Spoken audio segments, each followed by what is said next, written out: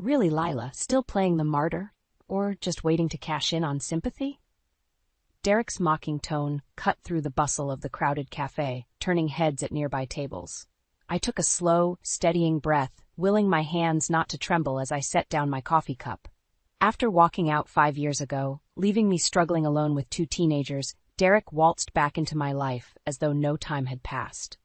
Seeing him smiling smugly, I wanted to scream, to throw my scalding coffee in his face. Instead, I met his gaze and gave a thin smile. Still as charming as ever, I see. Ava and Ethan weren't here to restrain me this time. My daughter would have placed a gentle hand on my arm, while my son glared daggers at his father. I couldn't afford to make a scene. The owner knew me as a regular, not an unstable drama queen. Come on, Lila, no need to be so hostile.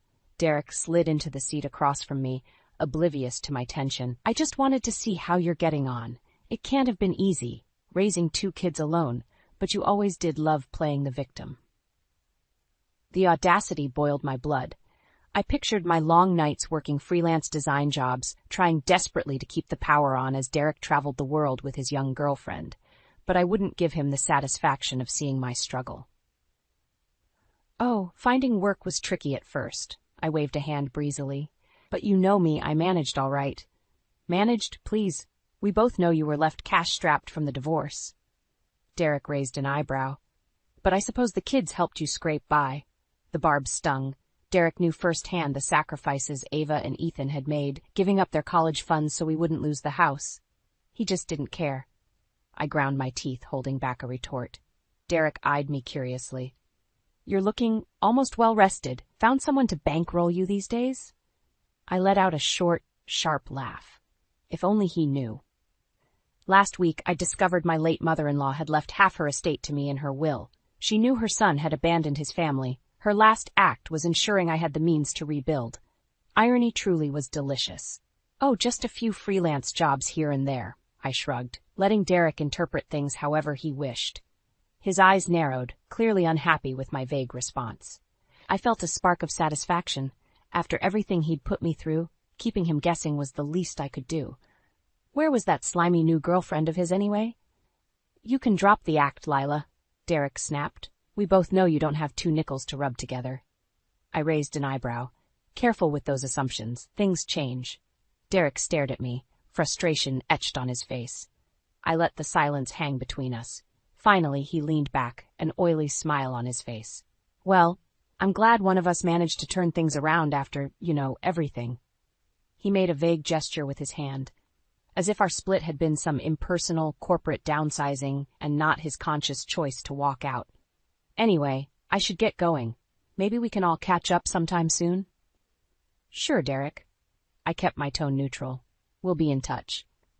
As he walked out the door, I allowed myself a triumphant smile. Derek could keep guessing about my little windfall, at least for now. I had plans for that money. Plans I'd been crafting since the day he left me standing numbly in the rubble of our old life. The time had come for Derek to learn exactly what I was capable of. I could still picture the lawyer's stunned face when I walked into his plush office last week. Mrs. West, please have a seat. I perched on the edge of the leather chair, clutching my purse. After Derek left, I'd gotten used to waiting in dingy government offices, hoping for assistance. This place felt different. The lawyer fiddled with a file on his polished desk before meeting my eyes.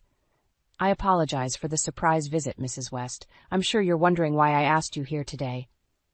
I nodded mutely. Well, I handled the estate of Derek's late mother, Betty West, and she left specific instructions that you were to be informed once the estate was settled. Shock rooted me in place.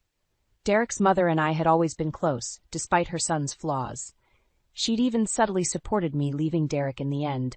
Not that I could afford a divorce lawyer on my tiny income, but I never imagined. Instructions regarding what, exactly? My voice sounded hoarse to my ears. Mrs. West left you a sizable portion of her estate, Mrs. Lila, half to be precise. The room spun. Derek's mother had virtually cut out her only son, instead providing for me and her abandoned grandchildren. Tears burned in my eyes. After everything she'd witnessed of Derek's behavior, she passed her final judgment through this gesture. This is unbelievable, I whispered. It must be some mistake.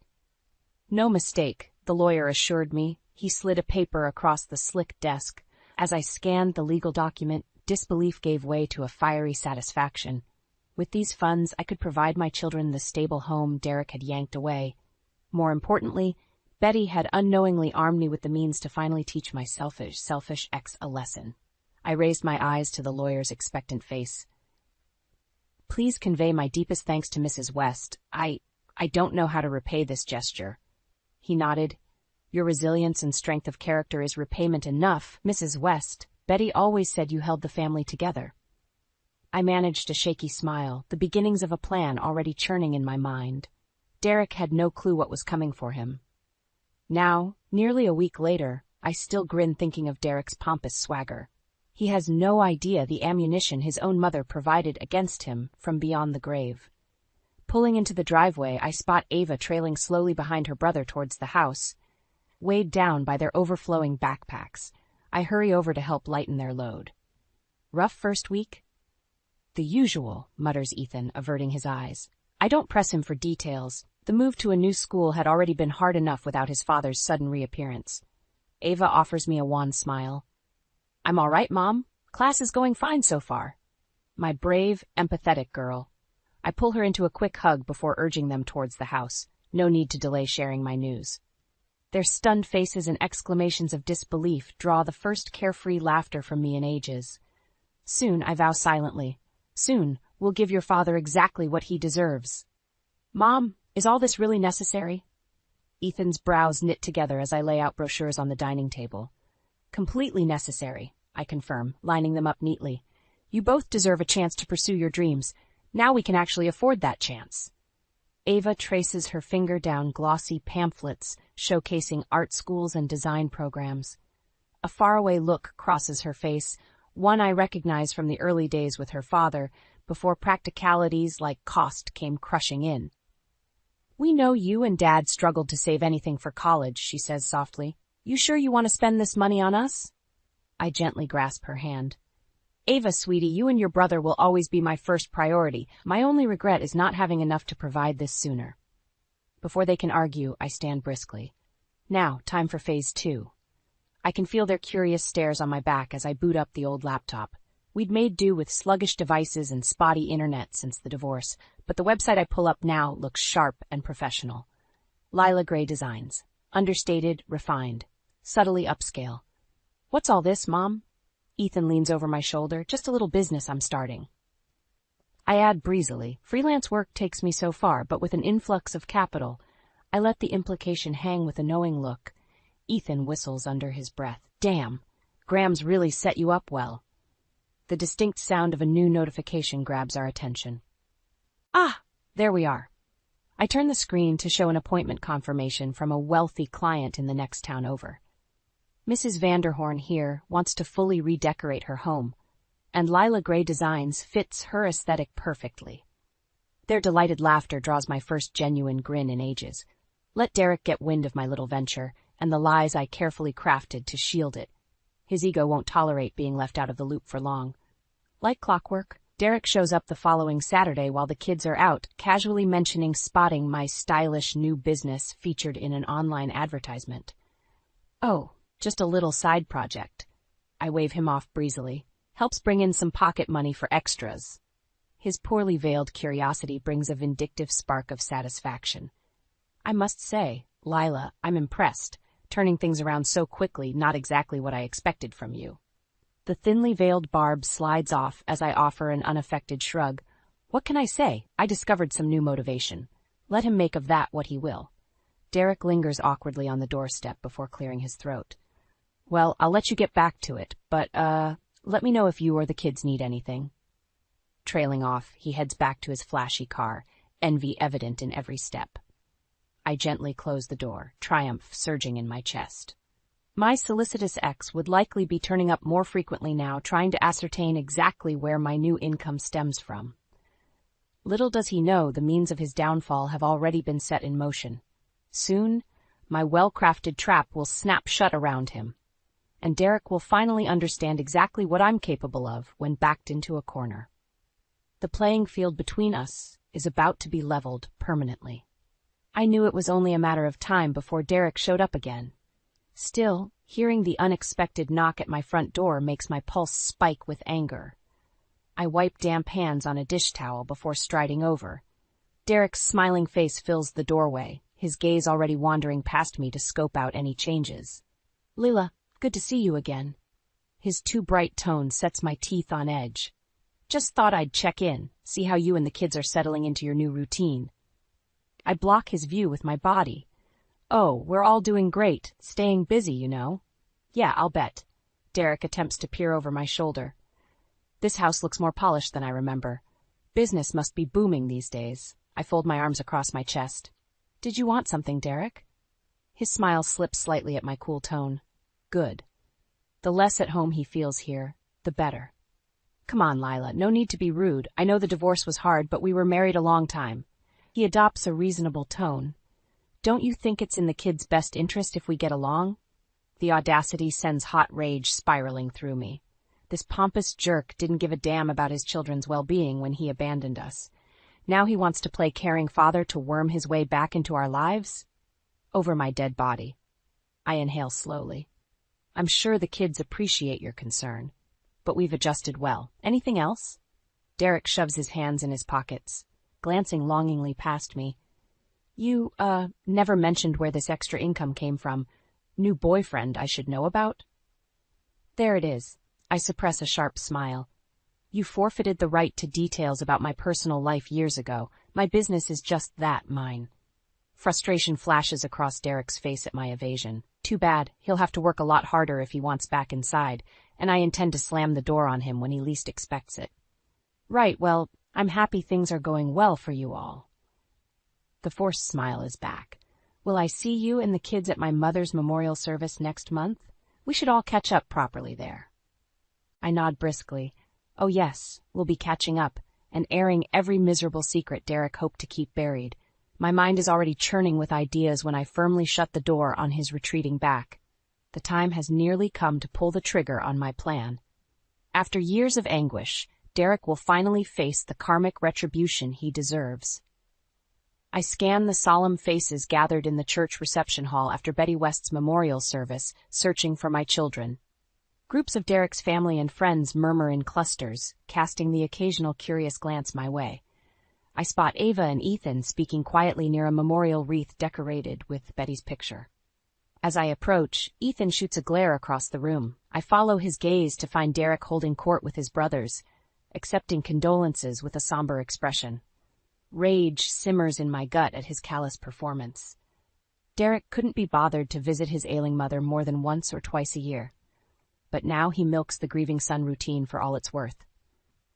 I plan to let Derek slowly self-destruct, his boundless ego never realizing my orchestrations. But this farce is the last straw. Squaring my shoulders, I cross the room to confront the ring of West brothers. Their conversation cuts off abruptly at my presence. Lila. Derek breaks the sudden silence with a cordial nod. Thanks for coming today and for bringing the kids. I ignore his empty pleasantries, fixing him with an icy stare. I think your brothers should hear exactly why their mother revised her final wishes. Don't you, Derek? He pales slightly, eyes darting around. I'm not sure I know what you mean. Oh, I think you do. My sharp tone silences the muttered questions surrounding us. I have the rapt focus of every West family member now. Perfect. You see, Betty left a sizable portion of her estate directly to me, not her only son. I keep my gaze locked on Derek's rapidly reddening face. She knew exactly the kind of man you turned out to be, how you abandoned your family without a second thought or a cent of support. I relentlessly continue over murmured exclamations from his relatives. You couldn't be bothered to lift a finger when emergency bills piled up or college funds disappeared overnight. You left 2 teenagers fatherless without once looking back. Years of pain and rage keep my tone lethal and steady. Your mother saw it all happen under her own roof. Her final act was ensuring your children were provided for without their father's help. My words land like physical blows. Derek's mouth hangs stupidly as he grasps for a response. For over 5 years I dreamed of finally wiping that entitled look off his face. I lean in to deliver the final twist of the knife. You'll be proud to know her money is already providing a bright future for your children, one you didn't see fit to give them yourself. A deafening silence engulfs us as I finish speaking. The truth Betty recognized too late in her son now dawns on every West relation. Red-faced, Derek turns and stalks toward the exit under the weight of their shocked judgment. I came here intending to orchestrate Derek's downfall myself. Instead, Betty ensured he already dug his own grave. Now I'm simply kicking the dirt over him, and I don't plan on stopping anytime soon. I knew it was only a matter of time before Derek's wounded pride drove him to retaliate. Still, opening my mailbox to find a legal notice summoning me to court makes my hands tremble in anger. Skimming through arrogant legal jargon, the gist becomes stomach-turningly clear. Derek aims to contest his mother's will and claim a portion of my inheritance for himself. Alleging, too, that I turned his family against him at the memorial through deception and lies. Red clouds my vision. The last vestiges of self-control shred away, and I storm inside to call the only lawyer I can afford. Her office may be tiny and cramped, but I pray she possesses the grit needed to face Derek's relentless attorneys. He doesn't have a legal leg to stand on, Mrs. West, she asserts during our first strategy session. Judges frown upon these kinds of greedy claims, especially against bereaved spouses and children. I nod, clinging to this lifeline. The inheritance represents my only means of keeping Derek firmly out of our lives. I cannot risk surrendering even a portion of it now. Not when my children are still so vulnerable. As I helplessly watch the court date approach, my outrage toward Derek swells to consuming proportions. The settlement was never about the money itself for me, but the security it offered my family. Security Derek hadn't bothered providing when he had the chance. Now he endeavors to steal even that shred of stability away, like some caricature of a deadbeat dad from a cheap drama. Well, it's time his loved ones recognize Derek for the monster he truly is behind the flashy surface. If I can ensure everyone's eyes are opened in that courtroom, then maybe, finally, he'll slink away for good this time. My chance for closure arrives on a brisk November morning. I dress with meticulous precision. Derek may have the high-priced lawyers today, but appearances still count when reputations are at stake. The hearing itself proceeds agonizingly slow, each minute crawling past as Derek's attorney argues greedy platitudes. I cling white-knuckled to my chair, twitching at every embellished reference to my client's grief at his mother's tragic early passing. Finally, the judge calls me as a witness to illuminate Betty West's intentions in her will revisions. I recount my close bond with the West matriarch in concise, dispassionate detail before concluding, "Your Honor, the only desire motivating this petition is my ex-husband's resentment and pride at being cut off by his own mother." I turned slightly to meet Derek's reddening face. Mrs. West acted decisively to provide for her son's family after witnessing years of callous neglect firsthand. I urge you to recognize her judgment by upholding her wishes. My words reverberate through the suddenly silent room. Out of the corner of my eye, I spot Derek's brothers shifting uncomfortably as the ugly truth repeats back at them. Let Derek try worming into their good graces again after today. When the gavel finally drops, dismissing his claim, the sound echoes with sweet finality. I float from the courtroom sea-scathed but triumphant, Derek's howls of outrage music to my ears. My counterattack succeeded even beyond my hopes. Now to press the advantage while Derek regroups and secure my family's independence for good. The courtroom doors had barely closed behind me when my phone began buzzing incessantly with calls. Derek's brothers and cousins all suddenly wanted the real story on their family rift straight from the source. I blocked every last one of them with vicious satisfaction. Let Derek try convincing his relatives of his virtue now, after I aired his dirty laundry so publicly. Even his polished lawyer persona can't erase the image of deadbeat dad I painted. In the wake of the hearing, blissful silence descended from Derek's direction, but I knew better than to believe I'd seen the last of him yet. A narcissist like Derek couldn't tolerate being so humiliated, even by his own mother. Sure enough, just days later, my cell phone lit up with his number. I tapped ignore with a smirk. Derek leaving pleading voicemails was a sweet bonus, but I had a far more interesting call to take. My lawyer wore a delighted grin when I answered. "Well, Mrs. West, acquiring that financial affidavit on your ex paid off nicely." I just spoke with my contacts, and it seems Derek's assets are mostly tied up in flashy new cars and his luxury apartment. But with that new girlfriend of his being a kept woman, his monthly balances are razor thin. I pictured Derek spinning lies to preserve his wealthy image while desperately financing his lavish lifestyle on credit. It lined up perfectly with his greed for my inheritance. Nothing stroked that fragile ego like other people's money. Well, no more. I couldn't wipe the savage grin from my face as I thanked my lawyer profusely. When I hung up, another notification flashed insistently. A bank transfer into my account for a significant sum. My breath caught as I scanned the description. Anonymous donation earmarked for a local charity supporting single-parent families left destitute by divorce. It seemed one of Derek's brothers decided to preemptively smooth relations after that disastrous court hearing, and the sizable amount now presented the perfect avenue for cementing Derek's downfall. I arrived early on donation day, ensuring I snagged a position right up front as the news cameras started rolling.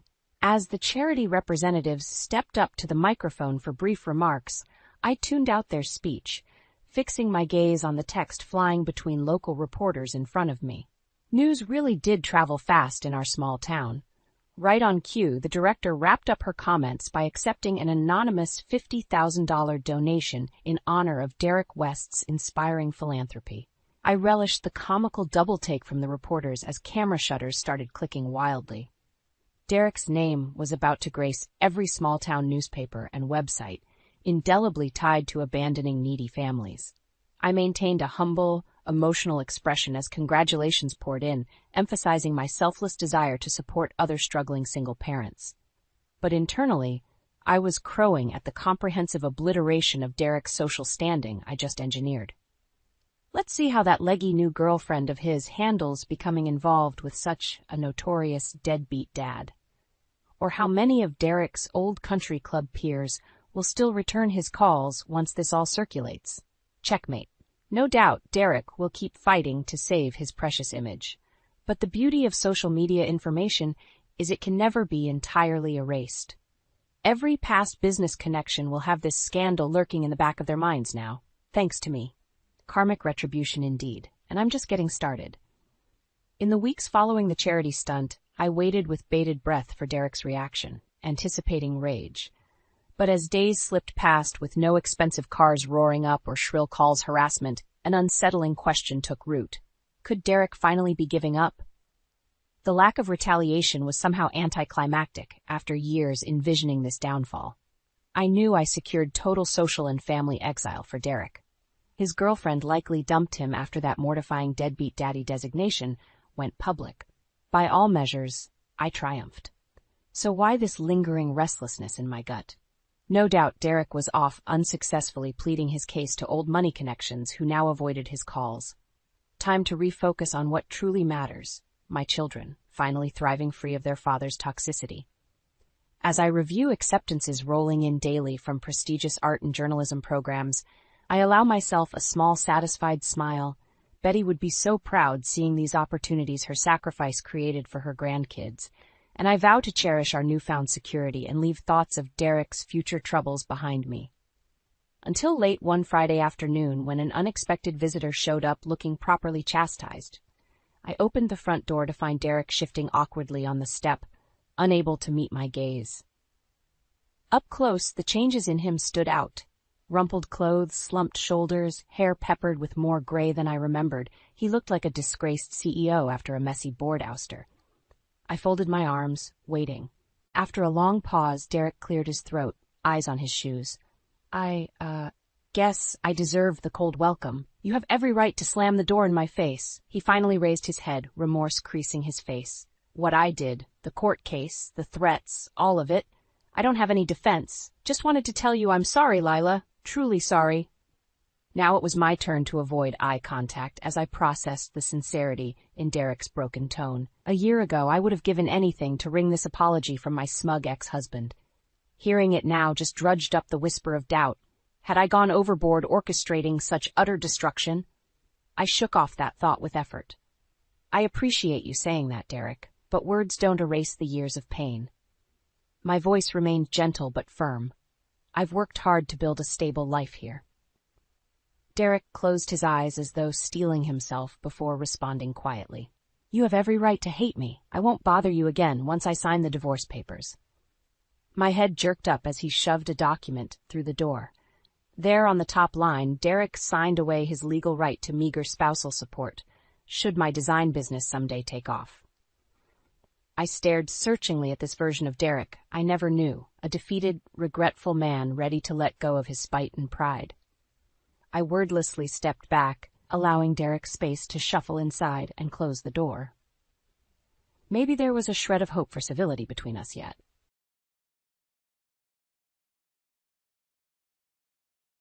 My sister-in-law, now mute and bedridden, was entrusted to my care by my in-laws, who had decided to take a vacation in Hawaii.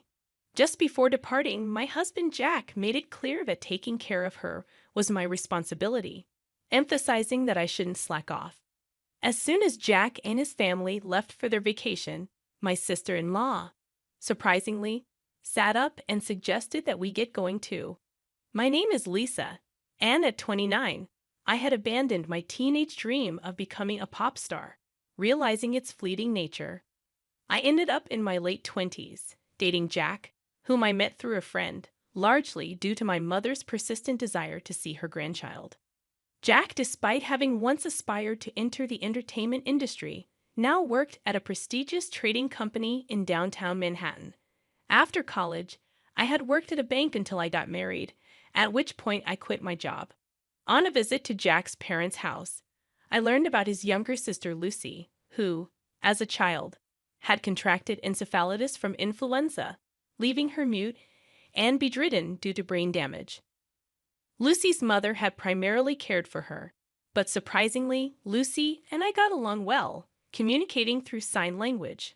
Over time, I naturally picked up sign language, and our bond strengthened.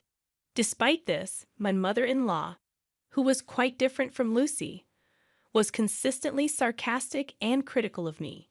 Jack and I lived in a condo about 30 minutes away, yet my mother-in-law would occasionally show up unannounced, nitpicking and issuing traditional instructions like keeping Jack's shoes clean and neatly folding laundry. She referred to Jack as Jackie and insisted on outdated practices, such as not going to bed before him, regardless of how late he got home. During our dating and early marriage days, Jack had always been kind and never disagreed with me, despite his mother's influence. Initially, Jack was incredibly considerate. If I mentioned feeling unwell and suggested having dinner outside, he readily agreed. Likewise, if I expressed interest in a designer bag, he would purchase it for me the following month. However, approximately a year into our marriage, Jack began to change, or perhaps reverted to his former self. He started coming home late from work, consistently smelling of alcohol. On weekends, Jack claimed increasing work responsibilities, making him too busy for family time. Oddly, even during visits to his parents' home, he would decline my invitations to join him. Frustrated, I decided to confront him about the growing distance between us. Jack, you've become so distant lately. It feels like you're a completely different person, I expressed. Jack glared briefly before dismissing my concerns. That's not true.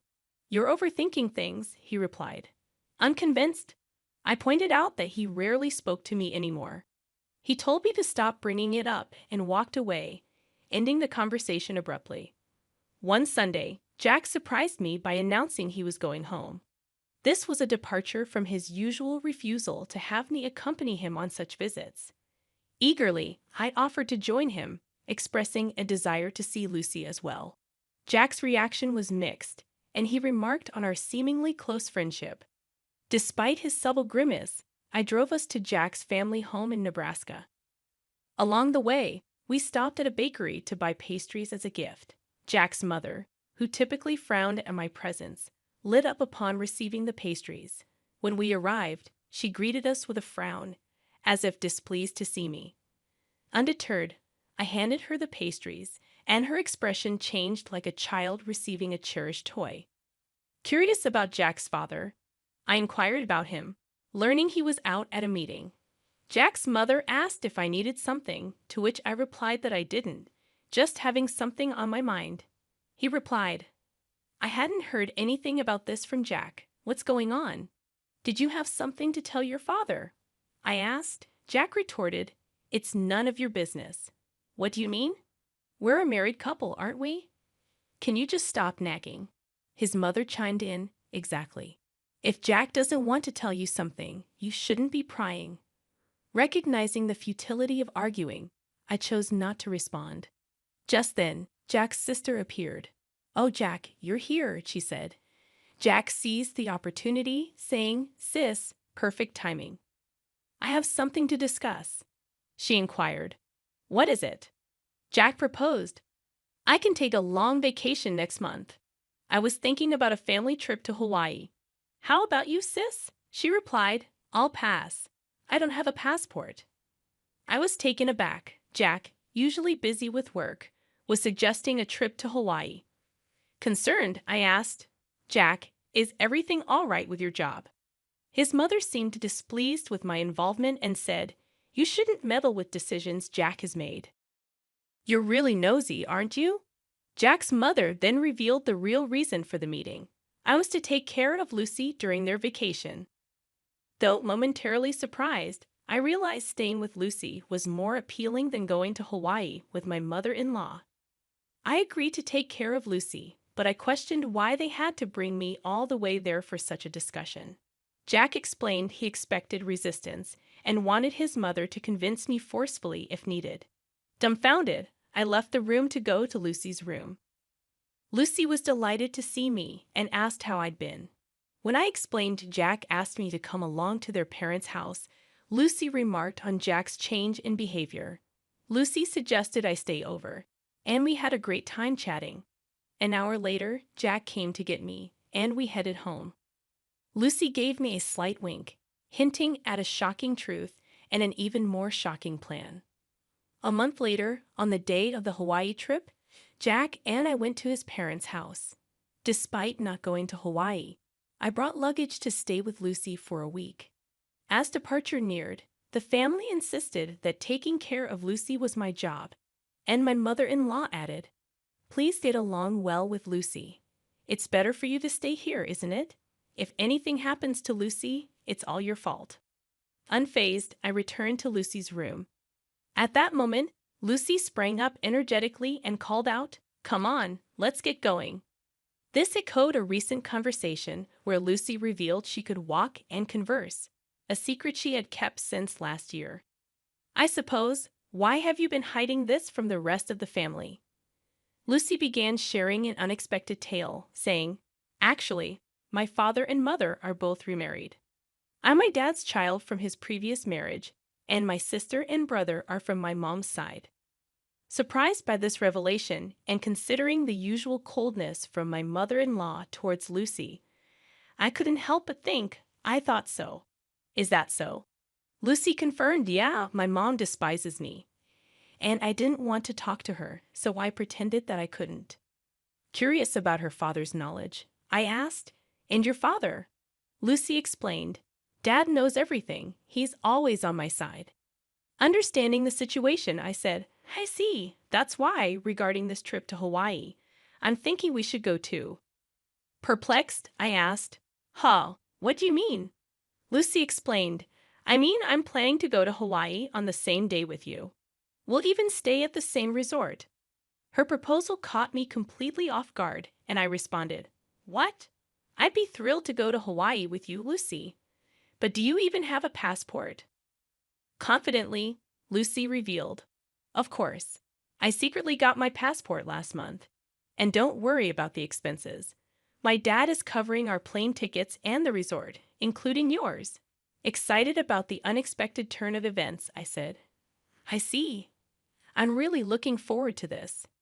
That's how we ended up at the airport, Lucy and I, arriving in Hawaii early in the morning. My father-in-law, who had been supportive, was there to see us off.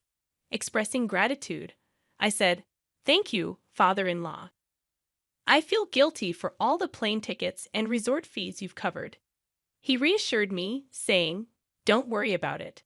As long as you two have fun, I'm happy. After landing, we took a taxi from the airport and checked into the resort hotel. Lucy and I were sharing a room, and as we settled in, I mentioned to Lucy, "Your father seems pretty well traveled." Lucy shared, "Yeah, he's been on several international business trips. He's even been to Hawaii a few times." Planning a surprise for Jack and the family, Lucy said, "So what's the plan? I'm guessing my mom and everyone will dine at the restaurant here tonight. I'm thinking of surprising them." Excited about the idea, I replied, "That sounds like fun." "I'm excited. Should we get some rest to recover from jet lag?" Lucy agreed. "That sounds like a good idea." Unable to sleep on the plane, we took a shower, climbed into bed, and quickly fell asleep. Waking up around late afternoon, Lucy was already awake and starting to wear makeup. Apologizing for sleeping too much, I reassured her, "No, don't worry about it. I just woke up too. We really had a good sleep, didn't we?" Fully recharged and ready for our battle. Around 7 o'clock, I suggested, "I'll go and check the restaurant." As I looked for Jack and his party, I found them dining joyfully from the shadows near the entrance. Venturing deeper into the restaurant, I spotted the back of a young woman I didn't recognize.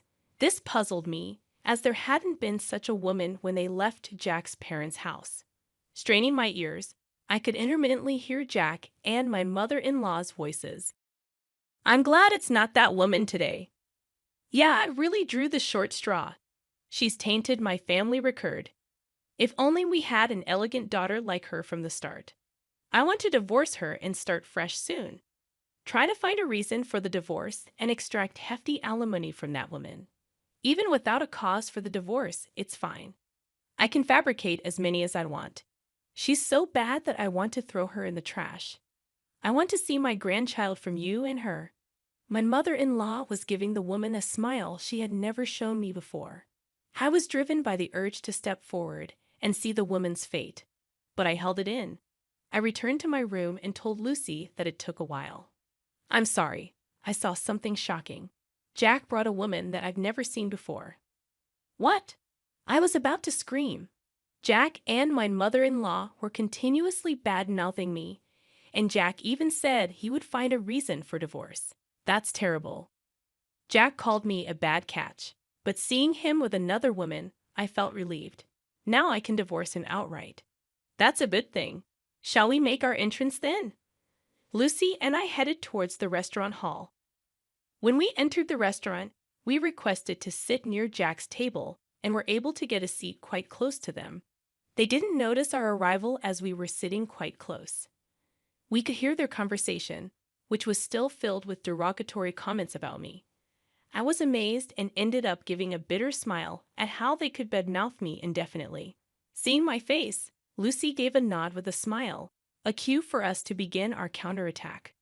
I stood up from my seat, stepped forward towards Jack, and shouted, "Are you all having a good time?" I'll never forget the look on Jack and my mother-in-law's faces at that moment. Their mouths agape and eyes wide open, they froze for a few seconds. After a few seconds, my mother-in-law finally spoke. "Why are you here? And how did Lucy get here without a wheelchair?" At her words, Lucy stood up, gave my mother-in-law a smile, and said, "I don't need a wheelchair. Thanks to you, my body and speech have returned to normal. I must have caused you quite a bit of trouble for a long time. Lucy, when did you regain your ability to speak?" "I wonder when that was. Maybe last year." "Then why did you hide it until now?" "Because it was better if you guys continued to believe that I couldn't speak. You and Jack were speaking ill of me earlier, weren't you?" My mother-in-law's face turned pale in an instant. "What do you mean?" she asked. "Yeah, we weren't saying anything bad about you, Lisa," Jack retorted. "That won't work. I recorded everything on my phone. Do you want me to play it back right now?" I countered. My mother-in-law fell silent, but Jack stood up. "Lisa, you've been causing me trouble all this time, and now you're making these outrageous claims," he barked. Jack was the one making absurd claims, so I retaliated. Once I returned back home, I'll immediately contact my lawyer to initiate our divorce procedure.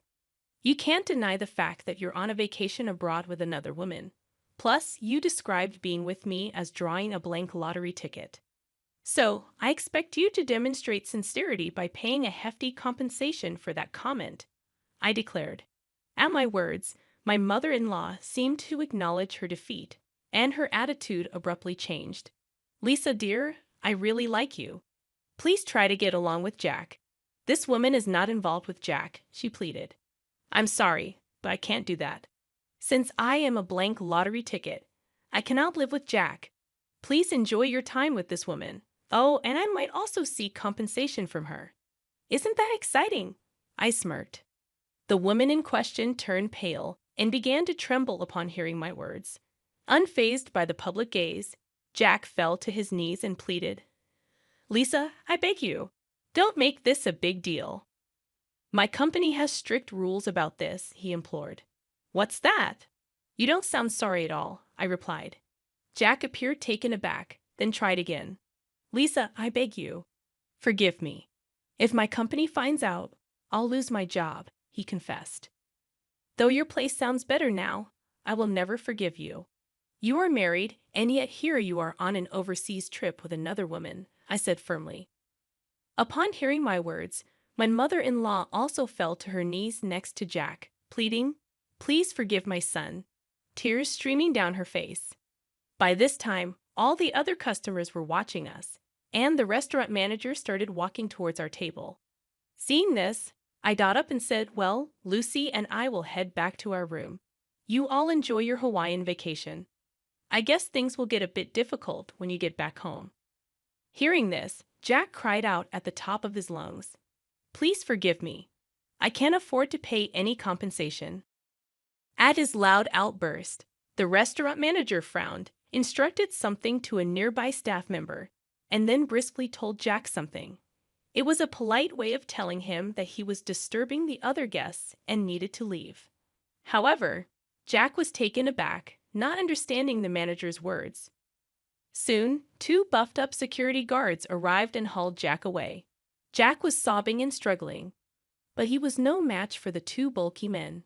My mother-in-law and the woman were dumbfounded, unable to utter a word, while Lucy and I were also surprised by the turn of events. I thought Jack got what he deserved. A week later, Lucy and I returned home. Jack was quickly released and seemed to have returned to his room. However, I later heard that he had been in a state of shock since returning to his room and had kept to himself until the end of the trip. The day after I returned home, I went to the law firm where my old college friend worked to request a divorce proceeding. Unfortunately, my friend was not present, but a female lawyer was assigned to me, who was very easy to talk to. I was able to explain everything that had happened. After listening to my story, she'd assured me that a divorce was possible, that I could claim alimony, and that she would investigate the woman who was with Jack in Hawaii before determining whether I could claim alimony from her as well. A month later, the female lawyer contacted me and informed me that it had been proved that Jack had been dating the other woman for about 6 months. Hence, she said it was possible for me to demand alimony from this woman too. I requested the female lawyer, Please squeeze as much alimony as you can from Jack and his woman. She smiled and nodded. 2 months later, I was officially divorced, and into my bank account was deposited the alimony from the 2. I mumbled as I saw the amount, and that's karma for calling me a blank lottery ticket. 3 months later, Jack and my mother-in-law suddenly visited my place. Despite it being only 3 months, they had lost a lot of weight and looked completely haggard. I asked them, What do you want? I don't want to see your faces. Jack replied in a thin voice, I'm sorry. Could you lend me some money? I've lost my job, and the woman ran away. I don't even have money for food. My mother-in-law also spoke in a whisper. I've divorced my husband too. I don't have money. Please, I beg you. My mother-in-law was in tears. I responded, Too bad. I have absolutely no obligation to help you. And even if I did, I would never help you guys out. Now please leave. After they left, I sprinkled a large amount of salt at my entrance to get rid of bad energy from my house.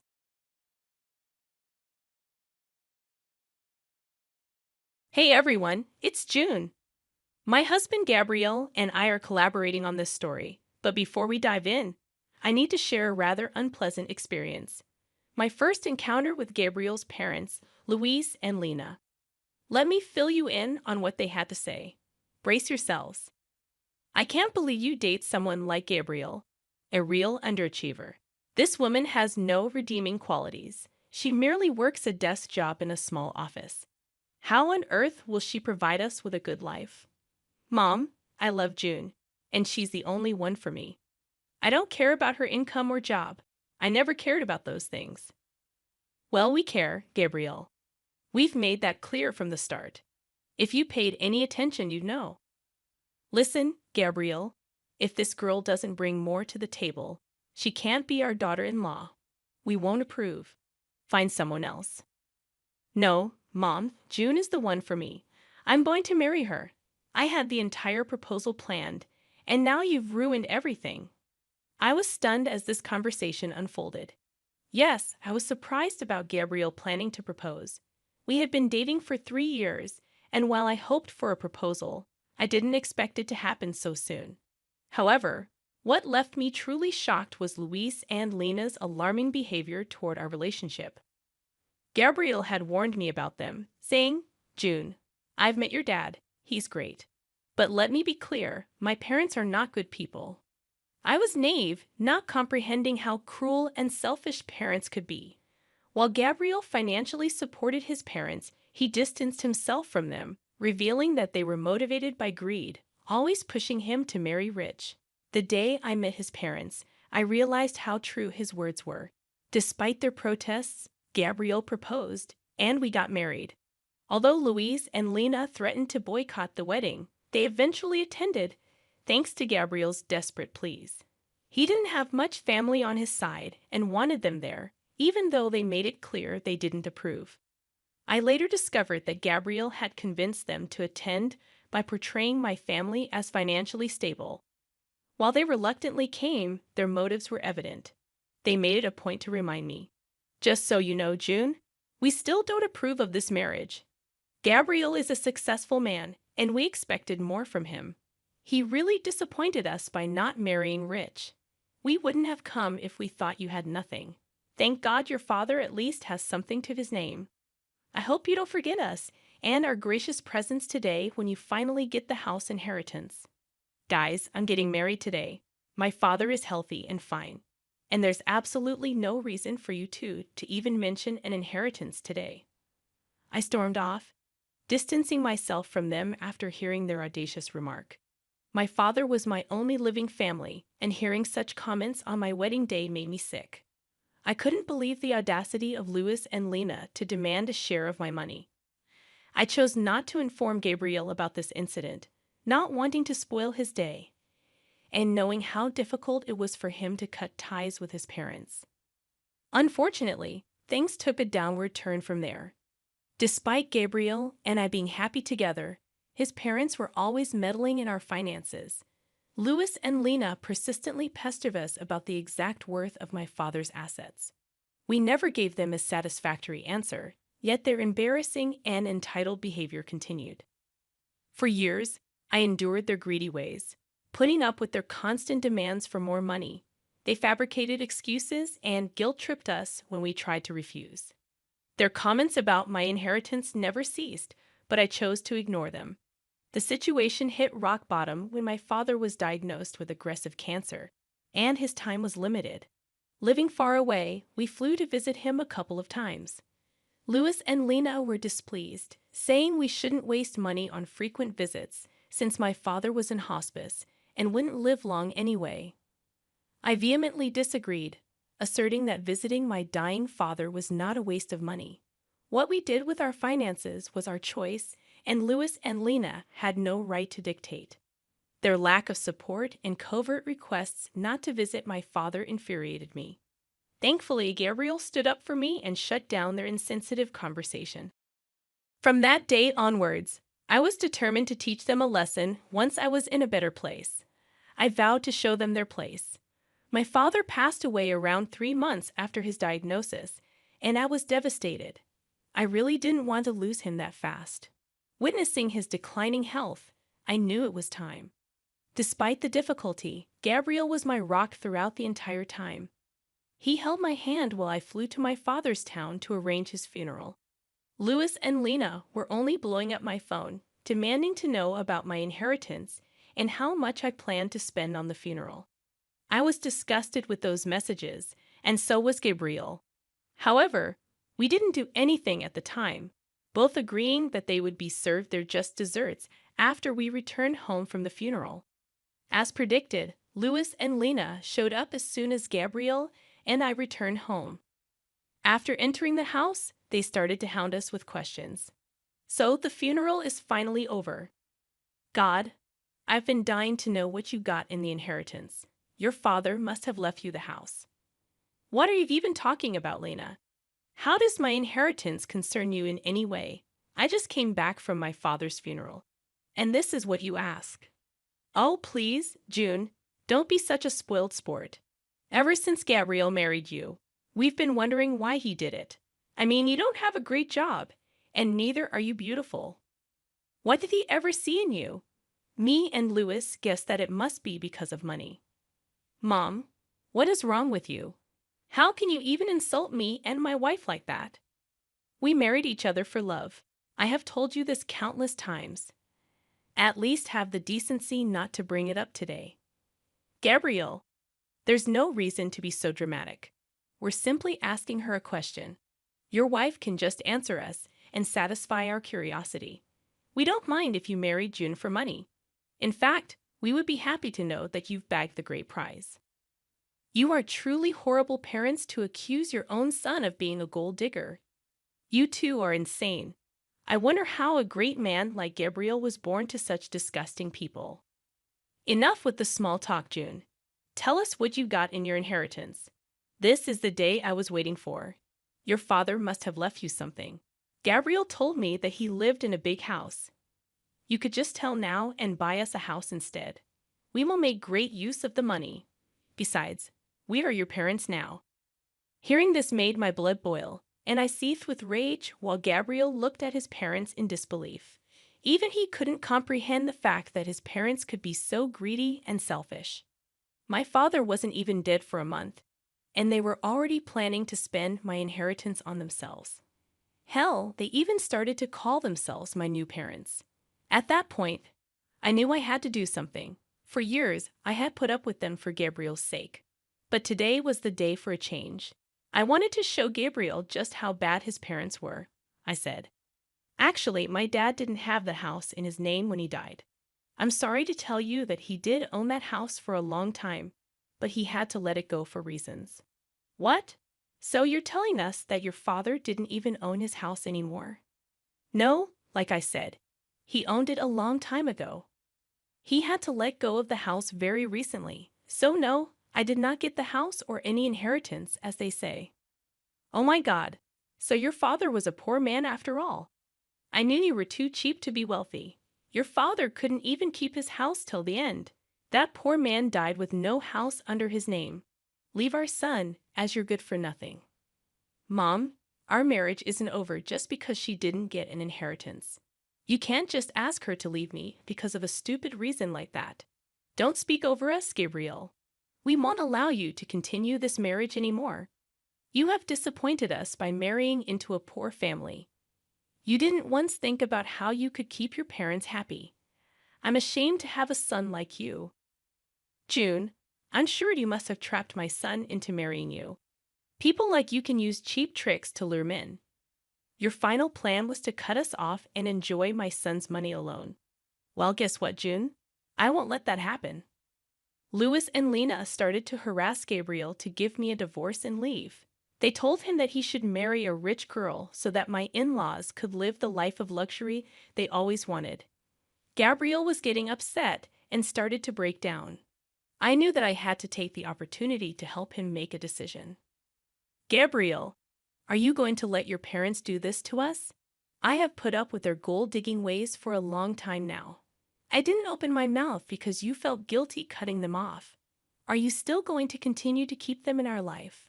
I don't think we can come back from this. June, I've had enough as well. Mom, Dad, today you have shown me just how bad you are. For years, you have used me to fulfill your dreams. I won't tolerate this anymore. Don't be stupid, Gabriel. This girl would influence you and take you away from your family. We are doing this for your own good as well. We didn't spend money on you so that you can go do charity for someone else. You need to divorce your wife and start afresh. There is still time for you to get a rich wife. We will help you. This time you have made too many mistakes on your own. No, I won't leave my wife because she didn't get an inheritance. I'm done being a puppet in your hands. I will stay with June. You two won't be allowed in my life anymore. What will you do by keeping June in your life? This is not what we ever wanted. She's totally unworthy of you. If you stay in this marriage, we don't want anything to do with you anymore. We won't help you when she robs you and leaves you destitute. Seeing Lena and Louis's horrible behavior, I finally decided to reveal the truth to them.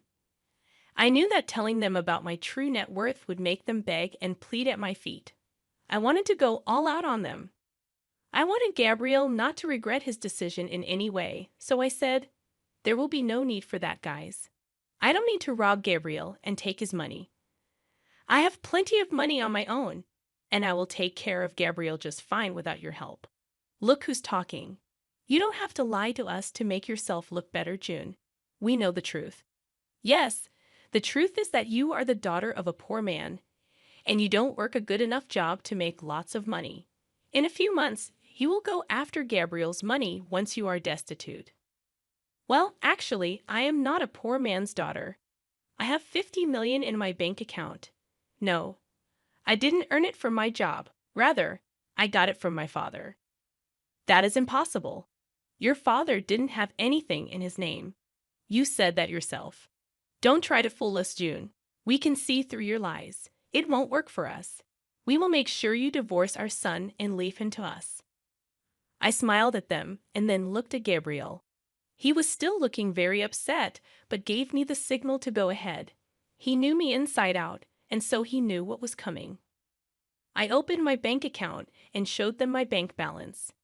Louis and Lena took one look at it, and their eyebrows shot up to the sky.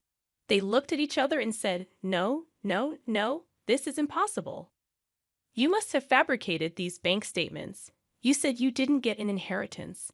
How? You even said that your father didn't own his house till the end. Where did this money come from?" What I didn't tell you was the fact that my father owned a big ranch where he lived. He sold the ranch and the house before he died. He gave me an early inheritance before signing himself into hospice. He didn't want me to use my own money for his care. He wasn't like you too. Louis and Lena couldn't believe what they saw. Even my words didn't sound true to them. So they asked Gabriel for the truth. When he confirmed what they saw, they went quiet for a minute and looked at each other again. Then suddenly, they changed their tune completely and said, "Oh, this is such great news. Here I was thinking that my son made a huge mistake. You should have told us sooner about your money." "Yeah, we got riled up for nothing. Your father did well for yourself, June. I'm sure you'll make good use of that money. Now, like I said, we're like your own parents. Since this issue has been solved, there's no need for you to leave, Gabriel. You should have said something to us. We doubted your capabilities for nothing. You did marry well, son.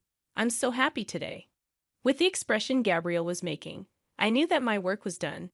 He would take care of the rest, so I held back my cuss words and let him do the talking. I trusted my husband to make the right choices, and he didn't disappoint me. Gabriel was fuming and started to scream at his parents. He said, "You still have the audacity to stand here and keep talking to us. Hell, how do you still expect June to pay for your comfort? You were hounding us to get divorced. And now you suddenly claim that she's family. How could you do this? We didn't know her net worth back then, Gabriel. She hid the truth from us. How are we supposed to know that she's actually rich? Yeah, June, we'd apologize for assuming the worst. You did surprise us. Anyway, now that you have an apology, can we move past this already? No, absolutely not.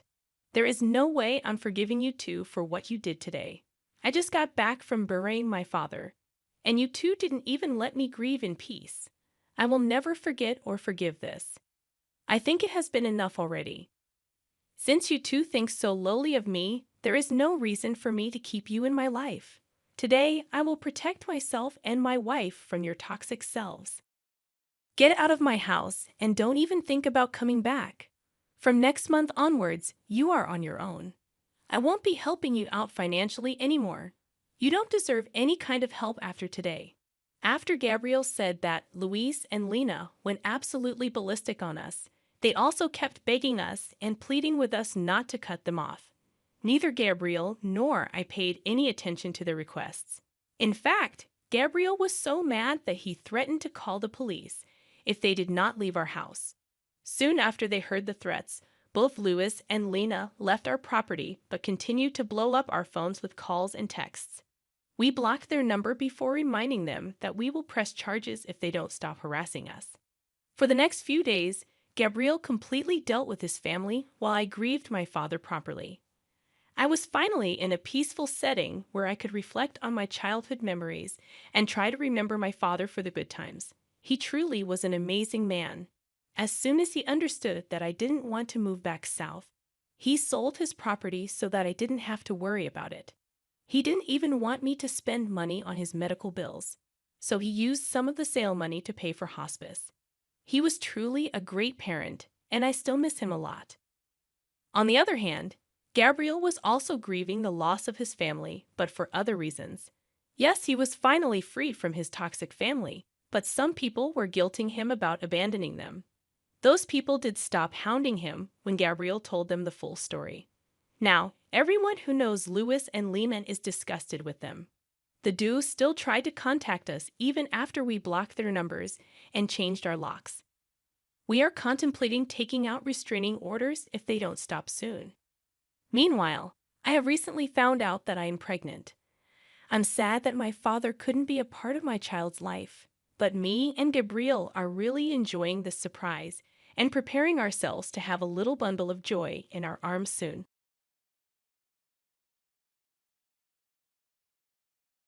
Growing up, it was always clear to me that I stood apart from the rest of my family. My name is Jenny, and I hail from a lineage of restaurant owners. My father, Joe, is a commanding figure, overseeing our family restaurant with a strict hand. My mother, Linda, is his impeccable partner, constantly engrossed in managing the staff. Then there's my older brother, Mike, the golden boy groomed to inherit the family business. I recall a night at the dinner table, the air saturated with the savory scent of Dad's renowned roast. Mom enthusiastically shared details about a new recipe they were experimenting with. Jenny, you'll love this one. It has that fancy herb you adore. What's it called again? She asked, her eyes sparkling. Thyme, I mumbled, idly picking at my food. Mike, mouthful, laughed dismissively from across the table. Who cares about some dumb herb? Wait till you see the new grill Dad's getting for the restaurant. That's the real deal. Dad nodded, his gaze fixed on me. Speaking of the restaurant, Jenny, when are you going to start taking an interest? You're not getting any younger. Attempting to make myself inconspicuous in my chair, I responded, when I'm Dad. I like being outside with the plants and stuff. Mom sighed, exchanging a glance with Dad. Plants. What are you going to do with plants? You need a real job, Jenny, something to fall back on. A knot tightened in my stomach. It was the same conversation every time, but Grandma Rose understood. She lived in a small house surrounded by a breathtaking garden on the outskirts of town. Grandma Rose was different from my parents, gentle and patient. One day, as I found her in the garden, hands immersed in the soil, she smiled brightly. Jenny, dear, come help me plant these tulips. Sitting beside her, feeling the cool dirt on my hands, I confided, Grandma, why don't Mom and Dad understand? I love being here with the plants. Grandma Rose wiped her brow, looking at me with wise eyes. Your parents just want what's best for you, Jenny, but they don't see the world the same way we do. There's magic in these plants in the earth. It's okay to be different. I clung to Grandma Rose's words, even as the pressure from my family intensified. High school graduation marked a crossroads. The house buzzed with excitement over Mike's plans to join Dad at the restaurant. Amidst it all, I felt like a spectator in my own life.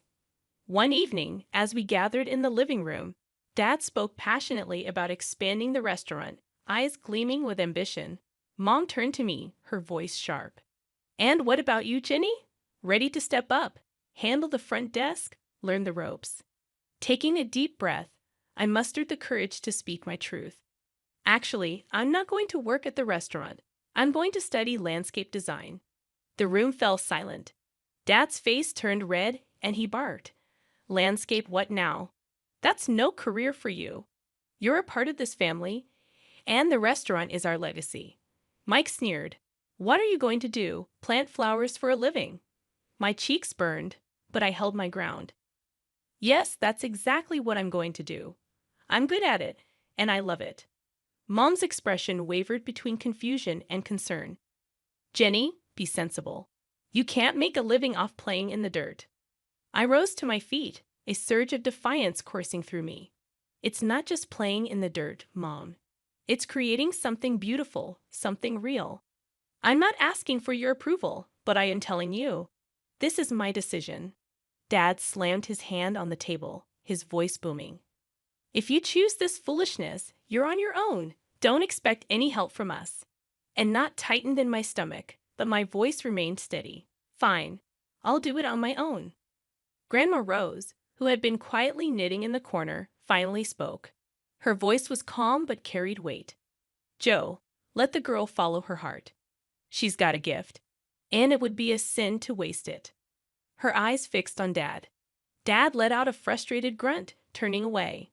"Fine, do what you want, but don't come crying to us when it all falls apart." I turned to leave the room, my heart pounding. Mike called out after me, his voice dripping with sarcasm. "Good luck, gardener. Let's see how far those flowers get you." Stepping into college life felt like diving into deep water, thrilling yet daunting. Jenny, was far from the familiar paths of my family's expectations, ready to carve my own way in the world of landscape design. I still remember the buzz of the first day in class, the room swirling with the energy of eager students. I found a spot in the back, trying to shrink into the shadows. That's when Zoe, a girl with fire engine red hair and eyes full of mischief, dropped into the seat next to me. "Hey there, nudie." "I'm Zoe, a first-timer in landscape design." I gave a shy nod. "Yeah, I'm Jenny. It's all a bit overwhelming." Zoe's laugh was loud and genuine. "You'll fit right in. Wait till you get your hands into the real dirt. It's epic. What dragged you into this world?" I hesitated, the disapproval of my family still fresh. "I've always loved plants, the outdoors. It's where I feel right, you know." Her grin widened. "Perfect place for you, then." Classes were a whirlwind of learning and creating. I absorbed things like a sponge, from the science of soils to the art of design. I was finally speaking a language I loved. After one particularly intense session, Mr. Davidson, our professor, a man as tall and sturdy as an oak, called me over. "Jenny, your designs, there's something else. You've got a real knack for this." His voice was serious but encouraging. I was stunned. "Really? Thank you, Mr. Davidson. I'm just trying to do my best." He leaned forward, his eyes piercing. "There's potential in you. Don't let it go to waste. Push harder." His words became my mantra. I started to live in the studio, my designs becoming more ambitious, more expressive. It was exhausting but exhilarating. But even in those moments of joy, a part of me yearned for my family. Despite everything, one quiet evening, I gathered the courage to call home. The phone rang, each tone heavy with anticipation. Finally, Mom's voice came through, sharp like a knife's edge. "What? What do you want, Jenny?" Her tone stung, but I pushed on. "I just wanted to check in, see how everyone is." She snorted, her voice dripping with scorn. "Oh, now you care, after running off to play in the dirt, abandoning your own family." I gritted my teeth, struggling to maintain a steady voice. I didn't abandon anyone, Mom. I just chose a different path. Her laugh was bitter. A dead-end path, you mean? Don't expect us to be here waiting when it all crumbles around you. The call ended, leaving a sour taste in my mouth. However, it also ignited a fire within me. I dove back into my work with renewed determination, intent on proving not only to my family but to myself that I was on the right path. Life has a way of throwing curveballs, and mine came in the form of a phone call during my final year of college. It was Aunt Clara, my mom's sister, her voice shaky and strained. "Jenny, it's about your Grandma Rose. She passed away last night."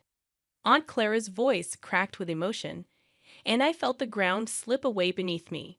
Grandma Rose had been my rock, the one person who believed in my dreams.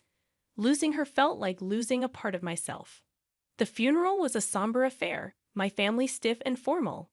Dad, Mom, and Mike looked like strangers to me. After the service, I'd overheard Mom talking to Aunt Clara.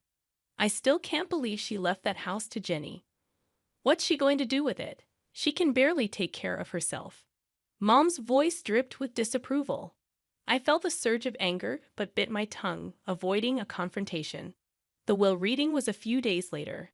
Grandma Rose had left me her house, the beautiful garden haven where I had spent countless hours. My family was shocked, their whispers sharp as thorns. "Why would she leave it to Jenny?" "She's never around anyway," Mike muttered under his breath. Dad's face was like thunder. "This is ridiculous. That house could have been sold. Put money into the restaurant."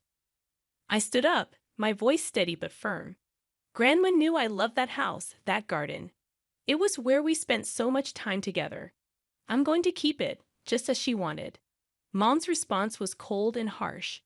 "So you're just going to live there alone, playing in the dirt? What a waste." Their words stung, but I had made up my mind. I moved into Grandma's house, immersing myself in the garden she had loved so dearly. I started renovating the place, pouring my heart into every plant, every flower bed. As the months passed, I transformed Grandma's garden into something truly special. It became my sanctuary, a place where I could be myself away from the judgment and expectations of my family. The day the invitation to Mike's wedding arrived at my doorstep was a day of mixed feelings. It was a fancy piece of paper with golden letters against a white background, representing a part of my life I had left behind. Staring at it, a storm of emotions churned inside me.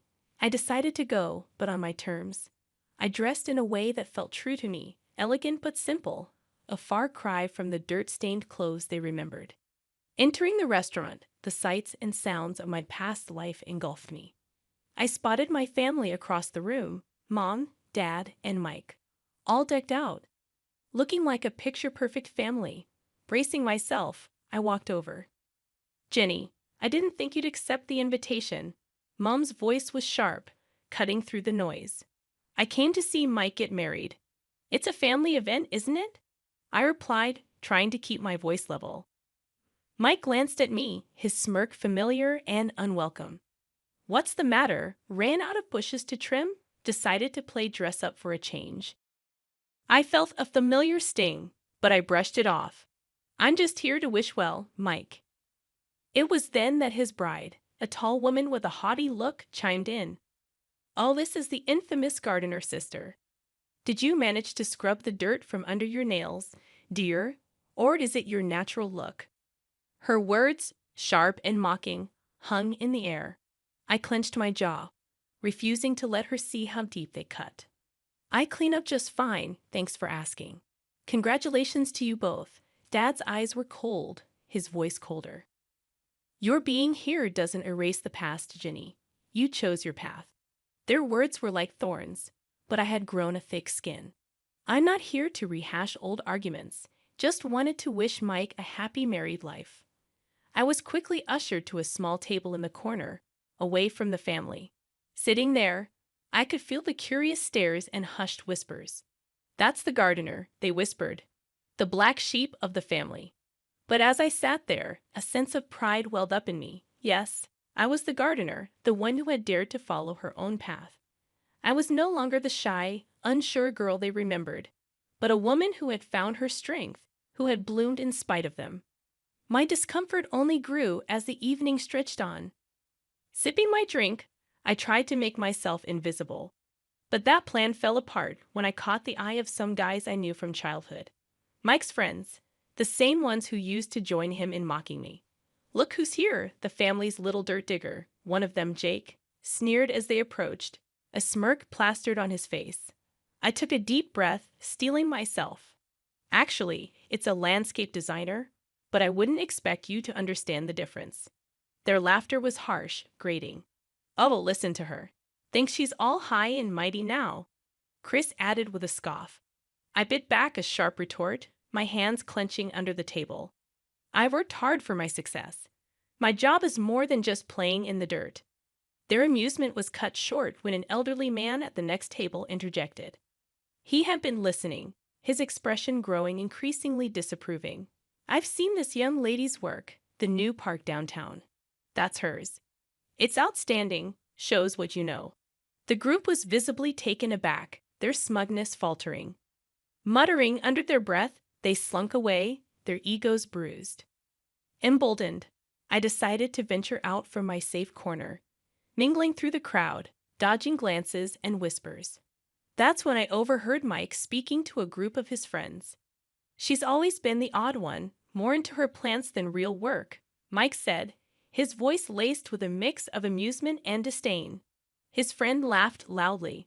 "Every family's got its black sheep, huh?" Their words were like a slap, raw and stinging. I walked away, my heart pounding, reminding myself their opinions didn't define me.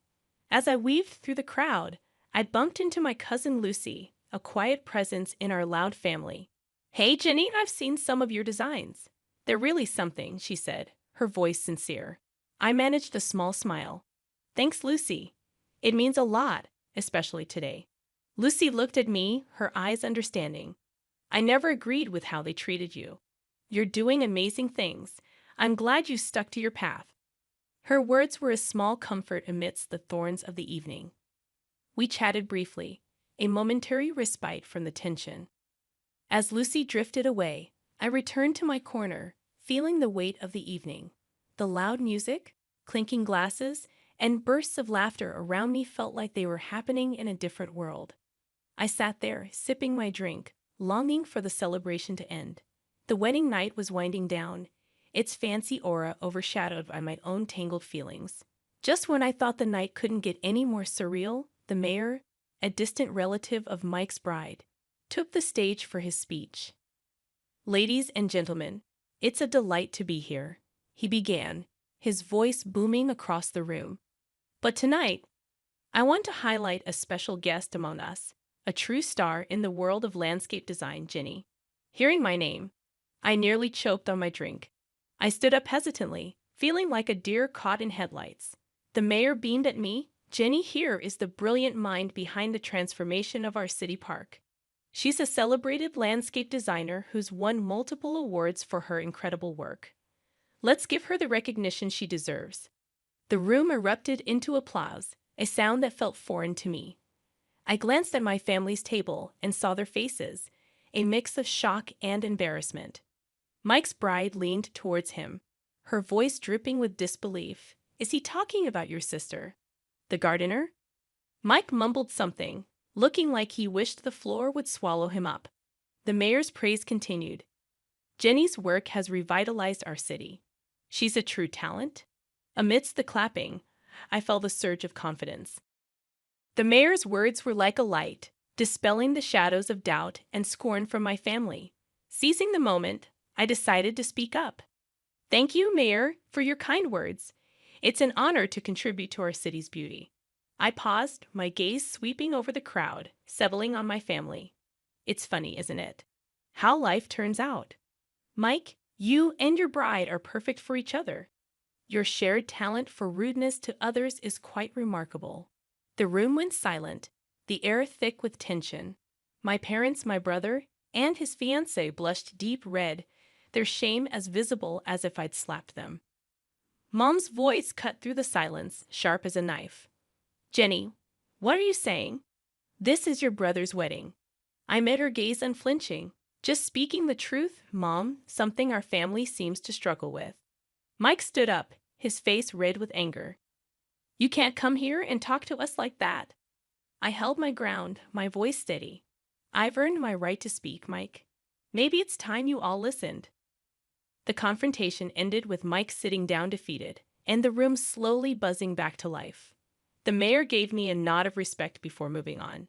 As I sat back down, the weight of the night lifted slightly.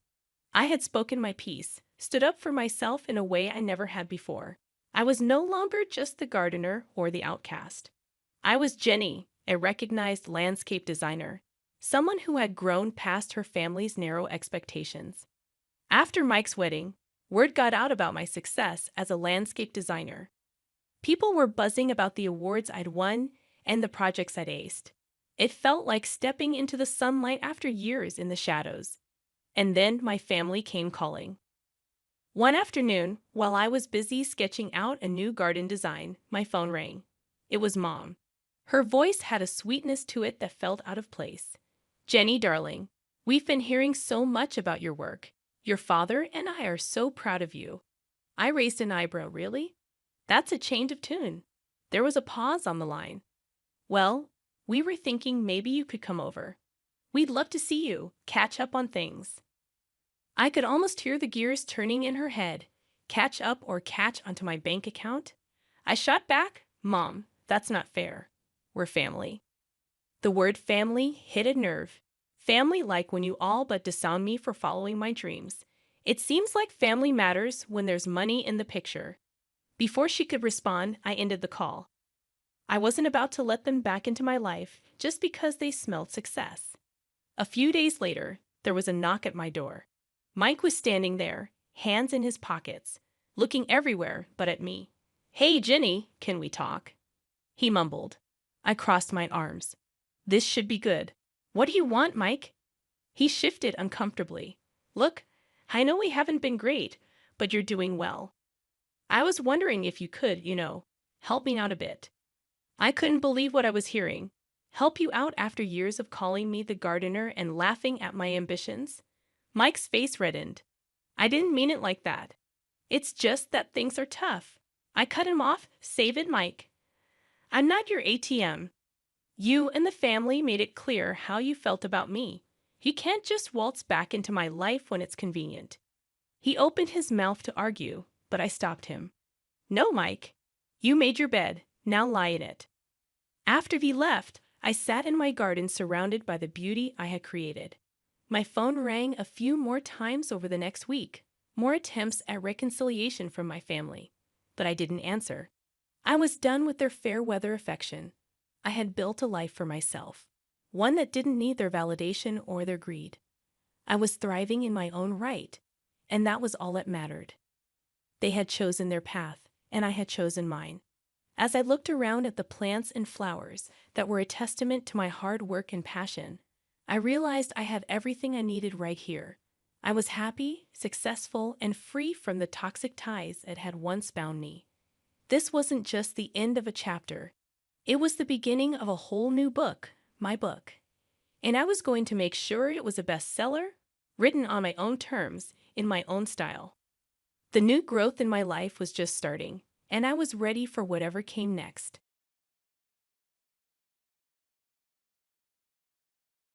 My name is Clara, a 32-year-old woman who, once a firm believer in fairy tale endings, saw her life take an unexpected turn 3 years ago when I met Mark, the man who would eventually become my husband.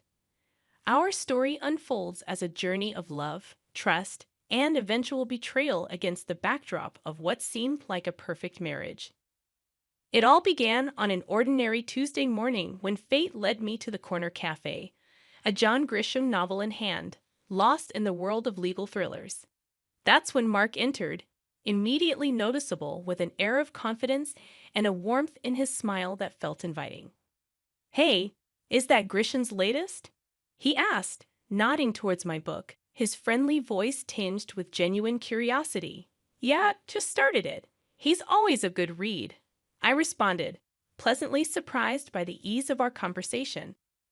We delved into discussions about our favorite authors, and our conversation flowed effortlessly.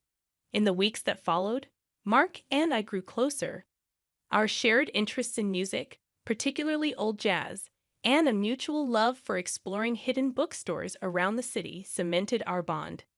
Mark was charming, respectful, and attentive, and each encounter felt like catching up with an old friend. One evening, as we walked along the river, Mark's tone turned serious. "Clara, I've never felt this way before.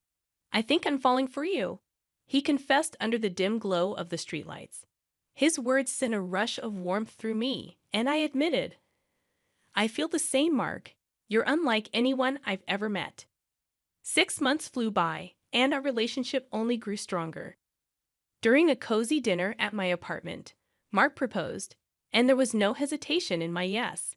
I loved him, and I believed in our future together. The joy of our engagement, however, was soon met with apprehension as the time came to meet Mark's parents. His mother, Linda, was a stern woman with piercing eyes that seemed to judge my every move, while his father was more amiable but carried an undeniable seriousness, especially regarding the institution of marriage. During a formal dinner at their house, Mark's father brought up the subject of a prenuptial agreement. "It's just practical," he stated matter-of-factly. The request caught me off guard, but given my past experience with a cheating ex-boyfriend, I understood the necessity. "I agree, but I have a condition," I said, steadying my voice. "If either of us cheats, the cheater owes the other $100,000. Mark's expression was a mix of surprise and respect. "I promise, Clara, I'd never cheat on you," he said earnestly. Our wedding was a beautiful affair, filled with laughter, dancing, and promises of forever. The first year of our marriage felt like living in a dream. We traveled to romantic destinations, enjoyed quiet evenings at home, and supported each other's ambitions. Mark was not just my husband. He was my best friend and confidant. After the whirlwind of our wedding, Mark and I settled into married life with an ease that surprised even me. Our first year was like living in a bubble of happiness, untouched by the outside world. Our honeymoon in Paris was a dream, strolling along the Seine as two lovebirds lost in a city of love. "Can you believe we're here?" I inquired of Mark one evening as we observed the Eiffel Tower lighting up. He drew me close and responded, "With you, I can believe anything. This is just the start for us, Clara." Those days were filled with laughter, romantic dinners, and promises of a shared future. Returning home with a suitcase full of memories, our bond felt unbreakable. In our daily routine, Mark would bid me farewell each morning before work, and I'd have dinner waiting for him upon his return. Our conversations stretched late into the night, discussing everything and nothing. One night, while cleaning up after dinner, Mark remarked, "You know, I never thought I'd be this happy doing mundane stuff like washing dishes." I playfully splashed water at him, and he laughed, catching it in his hands. "That's because you've got an amazing wife. It's all about good company," he said. "Absolutely the best decision of my life marrying you." Despite the growing pressure from external expectations, particularly the anticipation of starting a family, our happiness persisted. Linda, Mark's mother, would drop not-so-subtle hints at family gatherings, asking, "So when are we going to hear some good news?" I brushed it off with a joke, but her persistence strained me over time. Mark reassured me, saying, "Don't let my mom get to you. We'll start a family when we're ready, not minutes sooner." Our first year of marriage was magical, celebrated with a quiet dinner at home. Mark surprised me with a necklace I had admired months ago. "Happy anniversary, Clara. Here's to many more years of happiness," he said, his eyes shining with love. As we cuddled on the couch that night, I felt incredibly fortunate. However, as our second year of marriage began, the pressure from Mark's family, particularly Linda, took a toll. It wasn't just about starting a family. Her criticisms infiltrated every aspect of our lives. Linda's disapproval, often hidden in seemingly helpful comments, turned every visit into a nightmare. One afternoon, as I set the table for lunch, Linda walked into the kitchen, eyeing the spread with a disapproving frown. Is this what you're serving? A bit simple, don't you think? She remarked, her tone dripping with disdain. Clenching my jaw, I tried to maintain composure. Her critiques extended beyond my cooking, finding fault in everything from house decorations to how I spent my free time. One evening, relaxing in the living room, Linda gave her unsolicited opinion, stating, "You know, Clara, if Mark gave me the money he spends on you." I contemplated hiring a proper cleaner and cook. Mark appeared uncomfortable, but he remained silent. His quiet response felt like a betrayal, and though seething with frustration, I managed to say, "Well, Linda, I'm doing my best here." The hurt intensified as Mark's attitude began to mirror his mother's criticisms, albeit in a more subtle manner. Following one of Linda's visits, Mark casually suggested, "Mom might have a point about the house. Maybe we should consider getting some help." A pang of hurt and frustration hit me, and I questioned, "So you think I can't handle it either?" He backpedaled, saying, "No, that's not what I meant." But the damage was done. Constant criticisms and Mark's growing detachment strained our marriage, leading to arguments over trivial matters and transforming our once easy conversations into tense exchanges. After a particularly heated argument, I found myself wondering aloud, "What happened to us, Mark? We used to be on the same team." He ran a hand through his hair, looking frustrated, and replied, "I don't know, Clara. Everything feels so complicated now." That night, I went to bed feeling lonely and misunderstood. Linda's insidious comments had invaded not only our home, but also our marriage, making me question whether the love Mark and I shared could withstand this constant barrage of negativity. As the third year of our marriage unfolded, a sense of unease settled in my heart. The once bright flame of our love seemed to flicker under the shadow of doubt and mistrust. It all started with repeated phone calls from a name that kept popping up on Mark's phone, Jake.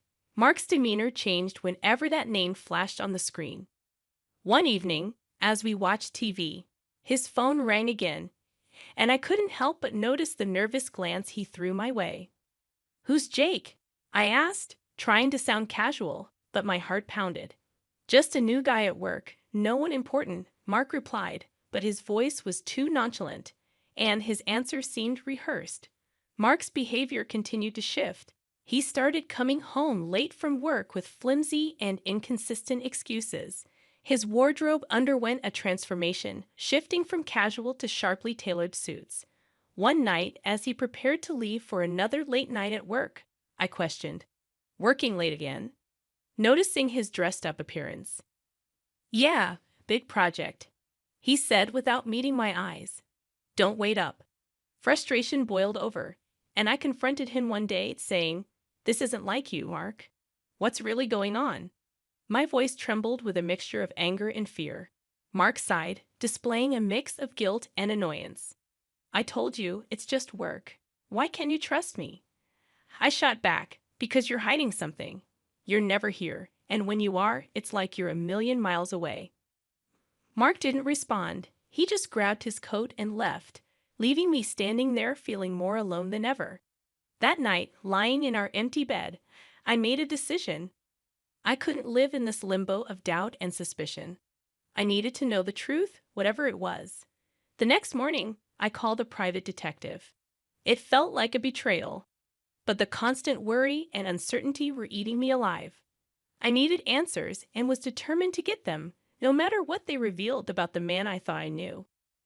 The days after contacting the private detective were a haze of anxiety and anticipation. I felt like I walked a tightrope, desperately trying to maintain a semblance of normalcy, while my world quietly crumbled around me. Then the call came, shattering my last hope. "Mrs. Johnson, we have conclusive evidence. I'm afraid your suspicions were correct." The detective's voice was solemn, heavy with the weight of the news he was delivering. He explained that Mark had been having an affair, and the mysterious Jake on his phone was actually a woman. My heart sank as he detailed their meetings, providing timestamps and photos. It was irrefutable. I sat there, phone in hand, feeling a mix of devastation and vindication.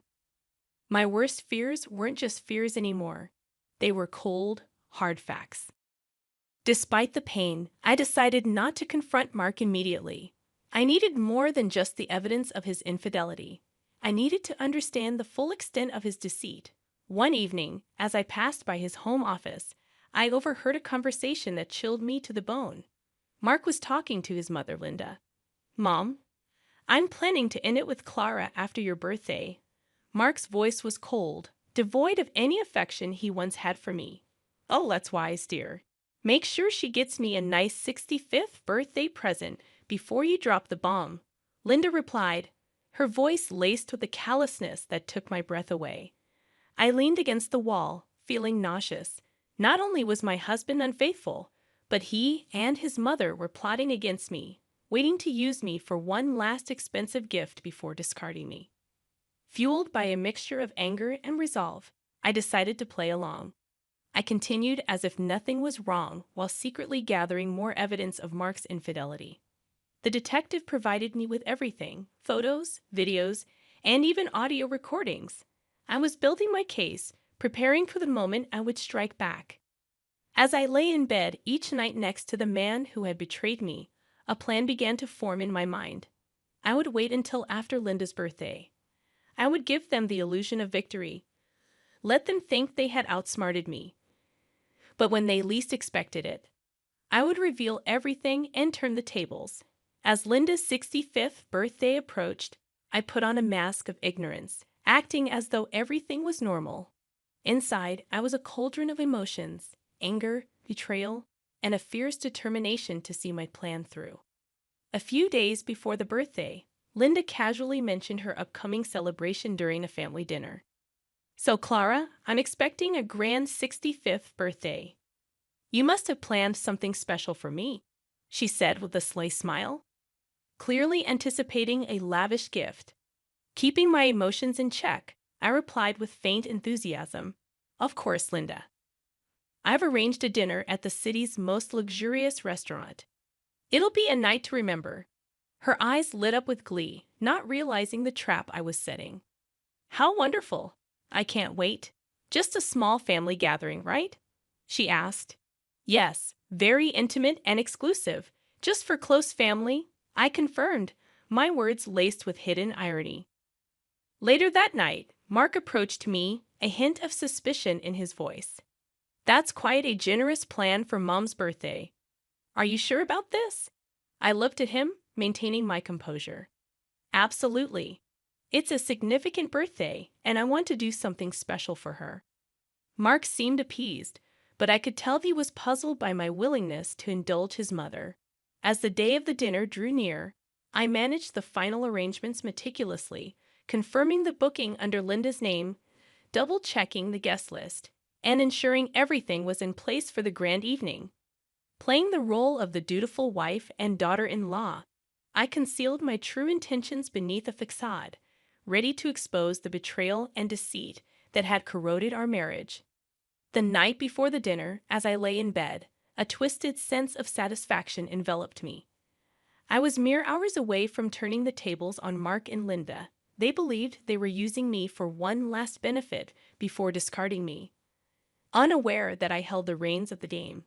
The evening of Linda's 65th birthday unfolded in a luxurious restaurant, every detail meticulously planned to reflect the grandeur of the occasion. While Linda reveled in the opulence, I played the part of the gracious daughter-in-law, masking my inner turmoil with a practiced smile. As the dinner drew to a close, the waiter presented the bill, a hefty $4,500. With a steady hand, I reached for my card, my heart pounding. After swiping the card, I glanced around the table, observing Linda's satisfied smirk and Mark's uneasy expression. "Thank you for such a wonderful evening, Clara. This is truly generous," Linda said, her voice dripping with insincerity. Seizing the moment, Mark leaned in with a mocking tone. "By the way, Clara, I want a divorce." His words struck me like a physical blow, but I refused to let them see my pain. Linda chimed in sharply. "Well then, I guess you should leave. This is a family gathering after all." Without a word, I stood up and left the restaurant, my dignity intact despite the turmoil inside. As I walked away, I swiftly canceled the payment on my phone and blocked the shared account, ensuring Mark couldn't cover the costs either. Back at home, I packed my belongings quickly, the finality of my actions setting in. I was leaving this chapter of my life behind, stepping into an uncertain but hopeful future. Soon, my phone erupted with calls. I answered, and Linda's voice, shrill with rage and panic, filled my ears. The payment didn't go through. The restaurant staff called the police. What have you done? Her words were a cacophony of anger and disbelief, but I remained silent, letting her tirade wash over me. This was their doing, their betrayal and manipulation coming back to haunt them. After hanging up, I looked around the empty house, once filled with dreams and love, now just a hollow shell. I took a deep breath, stepped out the door, and didn't look back. Their calls continued, desperate pleas for help that I no longer felt obliged to answer. I had closed that chapter of my life for good. In the end, they paid. Mark had to borrow from his parents, but I didn't care where the money came from. It was a small compensation for the betrayal, but more importantly, it was closure. Sitting in the lawyer's office, signing the last of the papers, I felt a sense of peace. The journey had been painful, full of betrayal and heartache. But I had come out stronger, more resilient. Walking out into the sunlight, I felt like a free woman ready to start anew. The future was uncertain, but it was mine to shape. After all the darkness, I finally felt like I was stepping into the light.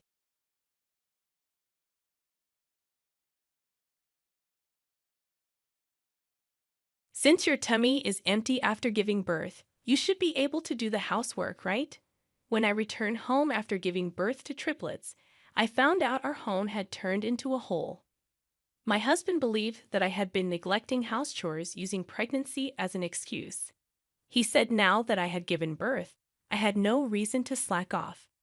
Seeing me struggle with chores in my frail state, he declared, "I'll call my mother. She'll teach you how you should be as a housewife."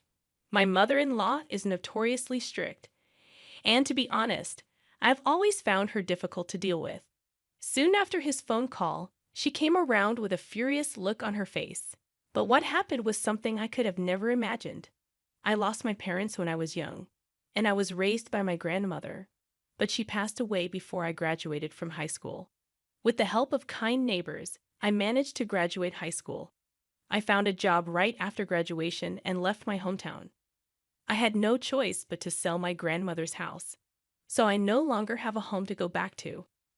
Fortunately, the people I worked with were very nice to me, and I met someone who I wanted to be married to. When I visited his parents for the first time to announce our marriage, I felt scared by just looking at his mother's strict face. My husband didn't plan to live with his parents, so we started our married life just the two of us. He was a very dependable husband, and though I handled most of the housework, his words with appreciation made me happy. My husband would tell me how good my cooking was, and that alone was enough to make me happy in our marriage. Around our 6-month anniversary, we found out that I was pregnant with triplets. The odds of naturally conceiving triplets are about 1 in 100,000. Since it was my first pregnancy, and I had no parents to rely on, I took maternity leave early. I had a strange feeling of happiness mixed with a little fear as my body was changing. A female colleague of my husband, who had been kind to me since we started dating, had gone on maternity leave a few months earlier. She had worked almost until she gave birth, which I found incredibly powerful compared to my situation. I told her that I felt pregnant for the first time and expressed my fears and worries to her. She reassured me, saying everyone's nervous the first time. Her words kept me going as my little babies grew inside me. But my husband didn't see it that way. He accused me of slacking off whenever he noticed the slightest lapse in household chores. I wasn't intentionally cutting corners. Despite my complaints of nausea, heartburn, and fatigue, which I had never experienced before, he dismissed them as my imagination. "I'm out working for the family, and you want me to do the housework you neglected. You do nothing but lie around all day, enjoying 3 meals and naps. How lazy you are." To him, housework wasn't a job. It was a woman's duty. Sure, I did most of the housework before I got pregnant, but he always helped me a little when I asked. When I pointed this out to him, he replied, "Housework is a woman's duty. Of course, you should do 99.9% of it, since I'm the one who earns the money. 1% of my help is more than enough." I then realized that there was no point in arguing anymore. I gave up and tried to meet his demands while sneaking in some rest. A few months had passed, perhaps because of this stress. I was hospitalized for a possible premature labor. The triplets were still too small, and an early birth would decrease their chances of survival. So, I was ordered to complete bed rest. I told my husband on the phone, and then he did come after his shift. "But staying in the hospital, you're not even due yet. You asked the doctor to stay in the hospital so you can avoid housework, didn't you?" He accused. Didn't he hear from the doctor? I was shocked. I had called him because the doctor wanted to explain the situation to both of us and asked him to come as soon as possible. "Who's going to cook for me while you're here? You managed to come here for doctor's appointments so far, right? You'll be fine. Let's go home." He started packing my stuff and tried to drag me out of the bed. "Do you know how much it will cost to stay here?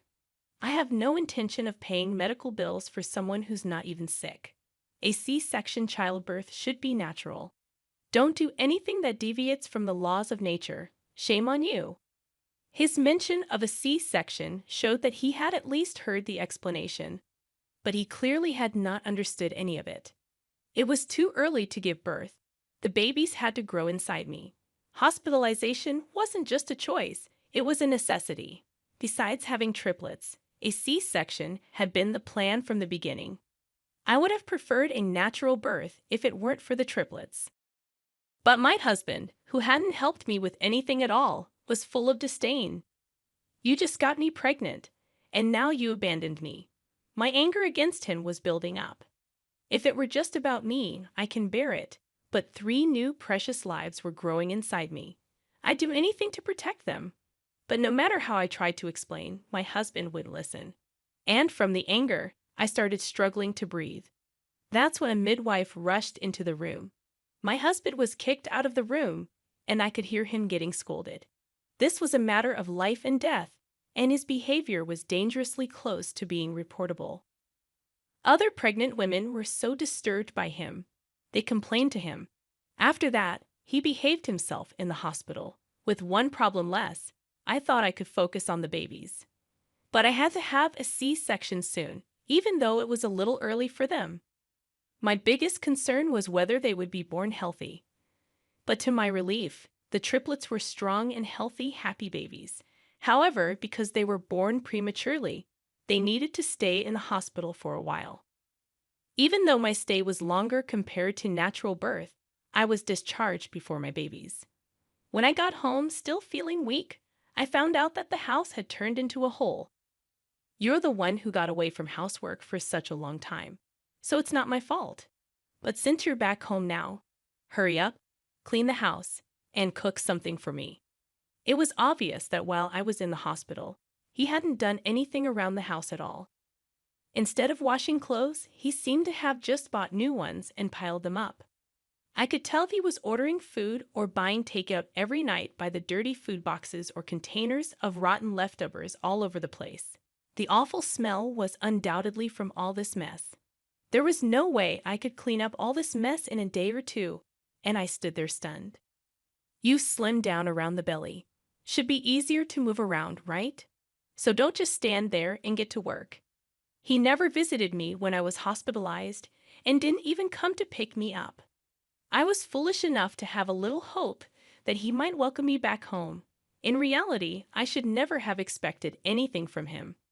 I was still not in the best condition after the delivery, yet I started cleaning up little by little, taking breaks in between.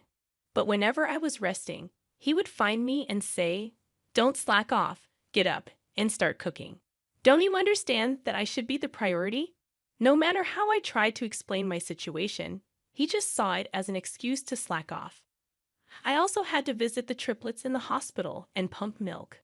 I couldn't just clean all the time. He demanded home-cooked meals, but the kitchen was filthy with a pile of garbage.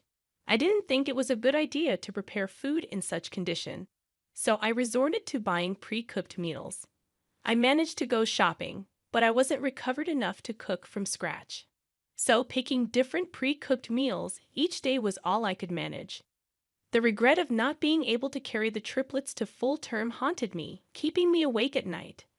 I think that too contributed to my slow recovery. I begged my husband to take it easy on me, warning him that at this rate, I might end up back in the hospital, but in a different way. But he sternly refused, saying, "I won't accept any more hospital stays just because you want to avoid housework." I continued to sneak in breaks while doing chores.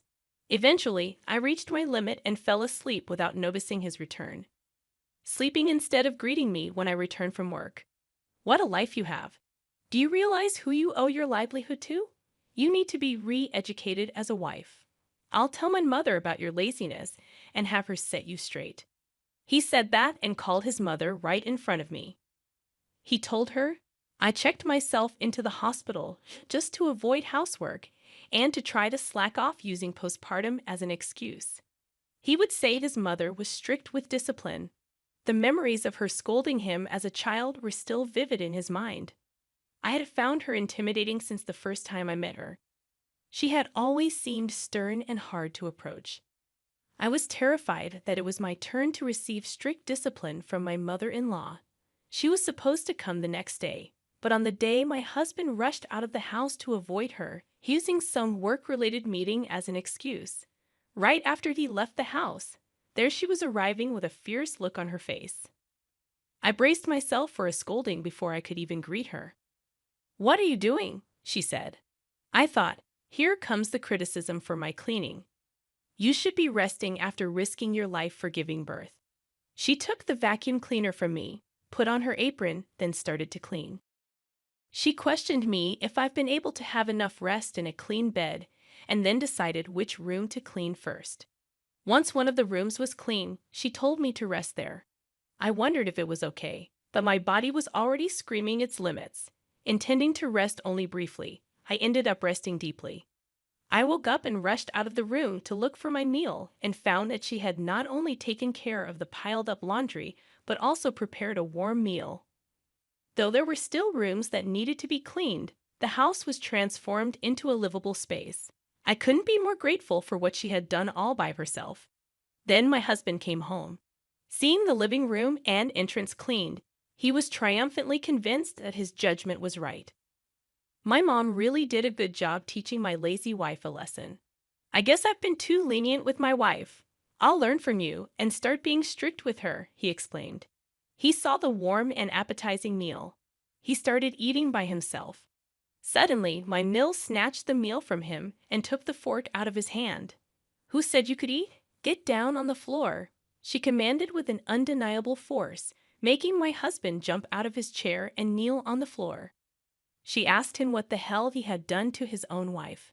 She said to him, "Childbirth is a life-threatening event, and you, instead of caring for your wife who went through it, made her do household chores. I did not raise such a worthless son. How on earth could you think she stayed in the hospital just to escape housework? You disregard the value of life too much, like a monster wearing human skin. Don't you know what a C-section is? It's surgery where the abdomen is cut open. How dare you leave the house so dirty and do nothing about it while your wife needed to rest in a clean environment? You are the one in need of discipline, not your wife, you useless bust." The scene was unbelievable, like a grown man being scolded like a child. You never change, do you? You take the opinions of others at face value, and when corrected, you become stubborn and refuse to listen. Your father now acts more responsibly, you foolish son, she continued. She questioned him why he mistreated his postpartum wife, and my husband confessed. He was influenced by a male colleague. He was told that women use pregnancy as a weapon to become bold and impudent. Pregnant women slack off on household chores using morning sickness as an excuse and opt for easy childbirth using the baby as a reason.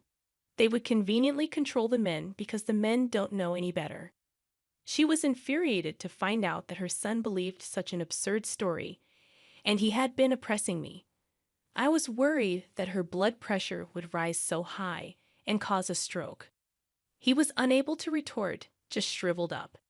My mill had offered to help with postpartum care, but my husband declined, saying he would take care of me, which she initially admired as his growth. However, the reality was the opposite, and she apologized to me for not visiting, having trusted her words.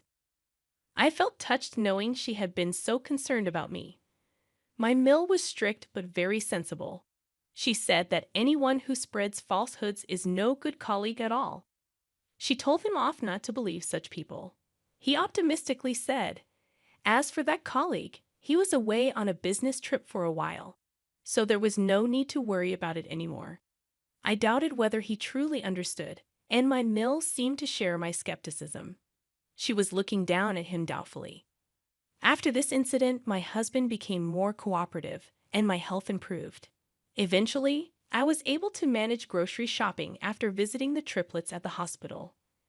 My mill still regularly came over to help and left pre-cooked meals that could be stored for later. I felt so grateful for her kindness. When the triplets came home from the hospital, she visited almost every day, reminding my husband of the importance of family. Initially, he refused to change diapers, but fearing my mill's wrath, he reluctantly started helping. He would attentively care for the children in her presence, but once she left, he would cease doing anything. His attitude became apparent even without her watching, leading him to busily search the house for hidden cameras. It was obvious to her anyway by just watching him changing diapers. However, the once tiny triplets grew up fast. Eventually, my husband gave in and only helped with diapers and feeding. Until the triplets started one for nighttime crying, he claimed he had work the next day, used earplugs, and went to sleep. This left me feeling like being a single mom. Then one day, he casually remarked, "The triplets are 1 year old now. You can handle them alone, right? The hardest part is still to come." Had he been influenced again by that same colleague? Upon further conversation, he mentioned that his female colleague who had returned from maternity leave said childcare became easier once the child turned 1. It was the same colleague who had encouraged me during my anxious first pregnancy. Would you really say something so careless? So now that you've been slacking on housework for so long, time to go full throttle. Childcare and housework are women's jobs, not for men. By the way, when are you going back to work? I didn't plan to have 3 babies. I can't feed them by myself. With these words, I was certain the colleague who had been away on business had returned and filled my husband's head with more falsehoods. He would leave his clothes around and never clean up after meals. He seemed to have regressed to the days when he expected everything to be done for him. Bath, meals, tea, with 3 toddlers moving around. I couldn't manage all the housework. I claimed that if he wanted the housework done, he needed to participate in childcare. But as I expected, he labeled it as an excuse for slacking. Moreover, his lack of interest in the children, he often left dangerous items like razors within their reach. When I pointed it out, he would scoff, saying, "I used to handle it before pregnancy." He even insisted that the one who notices should put away. This led to arguments, and in his frustration, he started ignoring me and the children. He would step over them as they lay on the floor. He couldn't have stepped on them if they made little movement. I told him to be more careful with them, but he ignored. Because I protected the children and told him off, he became even more stubborn and sulky. I gave up, and I consulted my mill. The next morning, she came over, woke up my still sleeping husband, and took him back to her place. A few days later, they returned, and my husband looked drained. I could tell he had undergone intense re-education. He kneeled before me, half crying, apologizing. He looked quite shocked and exhausted from being scolded and beaten back by his mother. The shock seemed to stem mainly from being lectured at work about his complaints. Angry at being scolded by his mother, he had vented at the office about what a terrible wife I was. The recently returned female colleague, hearing his complaints, asked, "Triplets?" When my husband nodded, she erupted in fury. I said child care gets a bit easier at 1 year old for 1 child, not triplets. How can you leave your wife alone with 3 babies? What kind of father are you? She told him off. Even the other men in the office were astonished. It's a miracle she hasn't divorced you yet. The issue escalated, and his boss also reprimanded him severely. Rumors had spread that he was abusive towards me and the children. At the same time, the male colleague who had misled him was being fired for inappropriate behavior towards female colleagues. He had claimed to be on a business trip, but it was just a cover for dealing with his divorce. Upon returning, he was faced with a complaint filed against him, leading to police involvement. My husband, realizing the gravity of the situation after his boss declared an investigation into these rumors, finally felt a sense of crisis.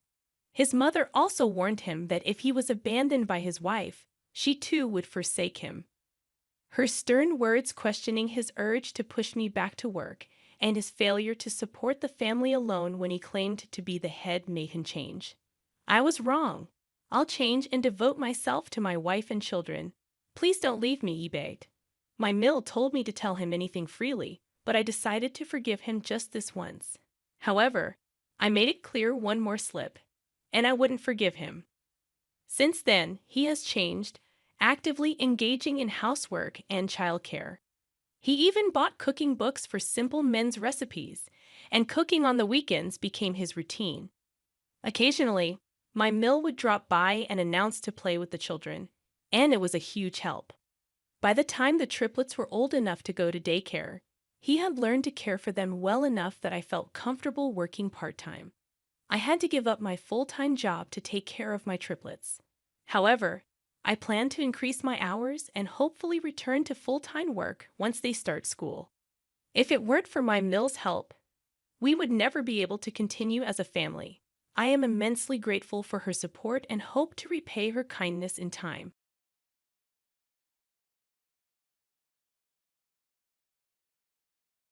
I initiated the divorce proceedings, deeming a financially struggling spouse to be of little value. My world was shaken when, during a business trip, my husband abruptly declared not only his intent to divorce, but also his simultaneous marriage to his lover. To add insult to injury, he accused me of marrying him solely for his wealth and demanded I forfeit any claims to our property. Confronting my indifferent husband, who had always treated me with disdain since our marriage, led to his unraveling and a downward spiral to rock bottom. I am Karen, 35 years old, raised by a single mother since my father's passing in kindergarten. Despite the financial challenges, we found happiness as a family of 3. Even as an adult with a decent salary, my frugal habits persisted from childhood. I married John, a wealthy man I met through an acquaintance, drawn to his kindness and the new world he presented. Our differing views on money and gender roles emerged after marriage. While John envisioned a traditional household, I was dedicated to my career and financial independence. Before marriage, John suggested I become a homemaker, assuming I would embrace traditional domestic roles. However, I expressed my desire to continue working until we had children, emphasizing the financial benefits. Although I managed to convince him, the reality of balancing work and household chores proved challenging. Despite being a full-time employee, my days were consumed with domestic responsibilities, leaving little time for us as a couple. In contrast, John, adopting a traditional husband role, contributed nothing to household tasks. While he witnessed my busy schedule, he simply indulged in dinner and relaxation upon returning home. Balancing work and domestic responsibilities took a toll on our relationship, prompting me to question if this was the essence of a marriage. Despite my efforts, I hesitated to voice my dissatisfaction. Fearing he might insist I quit my job despite his lack of contribution at home. I had hoped that the arrival of children would bring about a positive change in our relationship. Unfortunately, our connection had grown distant, casting doubt on the possibility of expanding our family. Feeling the urgency to discuss this matter, I approached John. "Hey, we should start considering having kids, right?" "Ha, kids? You're quite energetic, considering you're tired from work and chores." "It's not about that. I want to have children. We haven't been married that long, but I'm already over 30. Women have a limited time to have children, and it's getting harder for me to conceive as I get older. It's almost too late. But we don't need kids. If we have one, you'll expect me to help, right? You know I'm busy with work, and I won't help with child rearing. Declaring you won't help with child rearing even before they're born is strange, isn't it? I plan to raise them alone, but shouldn't you at least have the intention to help? It's your child too. Child rearing is your job. I'm working to support the family, so I definitely won't help with the kids. You'll just complain that I don't help, making me the bad guy. You must have been indoctrinated with poverty and lots of kids since birth. We're not poor. We don't need kids. End of discussion. John abruptly ended the conversation, retreating to his room. Alone in the living room, tears overwhelmed me. My desire for children was not only rejected, but my upbringing was also mocked. Following this incident, our relationship deteriorated rapidly. Communication became scarce, and the possibility of having children seemed more distant. As I continued to juggle work and home responsibilities, taking on significant projects at work, I found myself increasingly distant from John. One day, when informing him about an upcoming business trip, his unexpected kindness surprised me. He wished me well and hinted at a big surprise upon my return. Despite having given up on him, his smile shook my resolve. However, my faint hope was shattered upon returning home. The front door wouldn't open, and John revealed the first surprise. He had changed the locks. The second surprise was the announcement of our divorce. He claimed to have forged my signature and submitted the papers with a friend as a witness.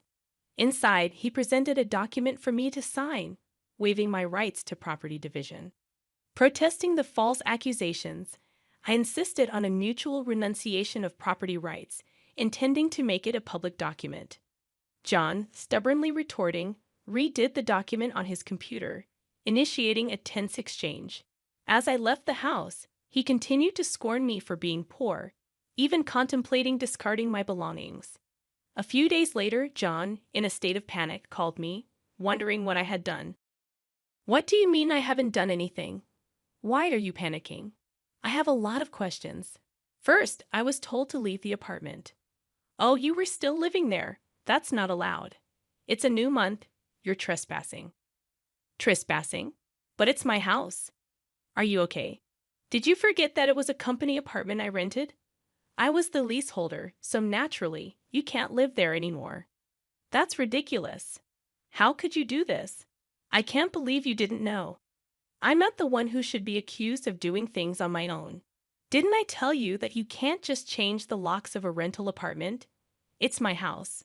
I can change the locks if I want. Didn't you listen? It was my leased apartment. Even if you were the leaseholder, the owner is the apartment manager. You can't change the locks without informing them. Is that so? Also, I terminated the lease while you changed the locks. I was allowed to live there until this month. I was planning to return, but now you've unlawfully altered someone else's property, which could be criminal damage. Wait, why did you terminate it so early? Criminal damage? Is that why the police are at the front door now? I'm too scared to open it. But I calmly replied, so the police did come. Don't worry, it's probably not for trespassing or criminal damage. It's better to talk to them. Why do I know about the police? Because I reported you for filing the divorce papers yourself. It seems like you've committed crimes like forgery and fraudulent use of a private document. Divorce papers can be filed by one person, but only with mutual agreement and personal signatures. Since John forged my signature and the witness, it's obvious that it's a crime. But he seemed unaware of his guilt. I continued pressing further. So the divorce papers you submitted are invalid, and your marriage with Susan can't happen either. How do you know about Susan? Did you think I knew nothing? I had a private detective agency thoroughly investigate your affair with Susan. It was a busy time at work, and coordinating with the agency was tough. Plus, you even held a grand wedding ceremony while I was supposedly on a business trip. Are you okay? Your business trip was a lie. Yes, I took leave from work, despite being busy, to do some research and prepare documents. I knew about you bringing Susan home. It would have been impossible to gather this evidence while working. After I revealed everything, John was speechless and seemed quite downcast even over the phone. Then he pleaded with me, "Please don't tell Susan I'm divorced." Why would I? There's no such fact to tell. Really? Thank you. Are you misunderstanding something? When did you become divorced? That fake divorce paper is invalid, remember? So legally, you're still my husband, not divorced. What? So since you committed adultery, well, legally, my husband, Susan needs to pay compensation. I sent the demand for reparation to her house yesterday by express delivery. She didn't know you were married, right? Then I can't withdraw the claim at this point. I already knew Susan believed John was single, but I deliberately sent the reparation demand. Susan hasn't contacted me yet, so maybe she hasn't received the letter. It should arrive soon. Should you be on the phone with me when you also have to deal with the police? You're busy? I'll ignore the police. I won't be arrested. I'm going to Susan's house now to get the letter back before she or her family can accept it. He then hung up. He probably went straight to Susan's house to wait for the postman at the front door. I knew it would be futile because the letter was sent as registered mail to Susan only. Even if he waited for the postman, he couldn't receive it. A few hours later, a dispirited John called me. According to him, there was an incident when the postman arrived. Finally, I'll take that envelope. Who are you? You don't live here, right? I'm practically a resident here since I'm married. I have the right to receive the mail. I see, but I can't give you this envelope. It's registered mail for Susan only. What? Give it to me. Absolutely not.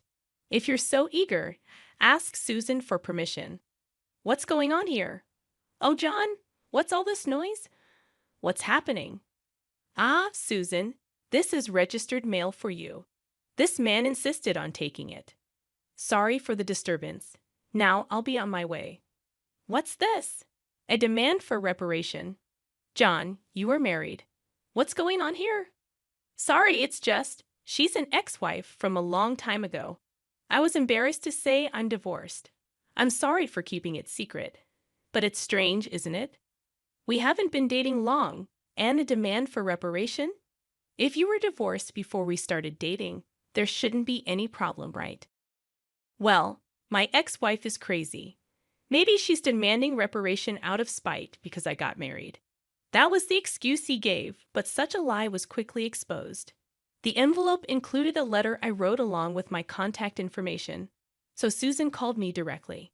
In that call, I told her about the affair, the invalid divorce, and that they had a wedding ceremony while he was still married to me. Although they had a wedding ceremony, they hadn't submitted the marriage registration yet.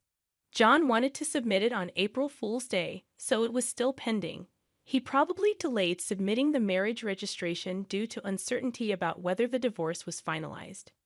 After being exposed, John fled from Susan's house and shamelessly contacted me again. I still had something to tell him, so we agreed to meet at a nearby cafe. As soon as I arrived, John said, "Karen, please withdraw the reparation claim. Let's pretend we've been separated for a long time and officially divorced now. I can apologize to Susan for being secretly divorced and maybe cover it up. You think I'm desperate to stay married to you. I was going to file for divorce anyway, but since you cheated, you'll pay reparation. Just trying to extort money from me, huh? Typical of the poor. You have such a poor heart. You're talking nonsense. Depending on my answer, everything can change. There's still an option where we don't divorce. If I say no, you can't reject it, meaning you can't marry Susan, and your marital status will be exposed. Fine, I'll pay the reparation. Just divorce me now. Sign here. Then, about property division. Property division? How much more do you want to take from me? Reparation should be enough. Remember, we agreed to waive property division, right? So let's make it official. All right. You're not as bad as I thought. Thank you. We then went to a public notary, made a public document for reparation and property division, and then to the city hall to submit the divorce papers, finalizing our divorce. Relieved, I exchanged final words with John. Glad we don't have to divide property. What are you saying? I'm the one who benefits from that.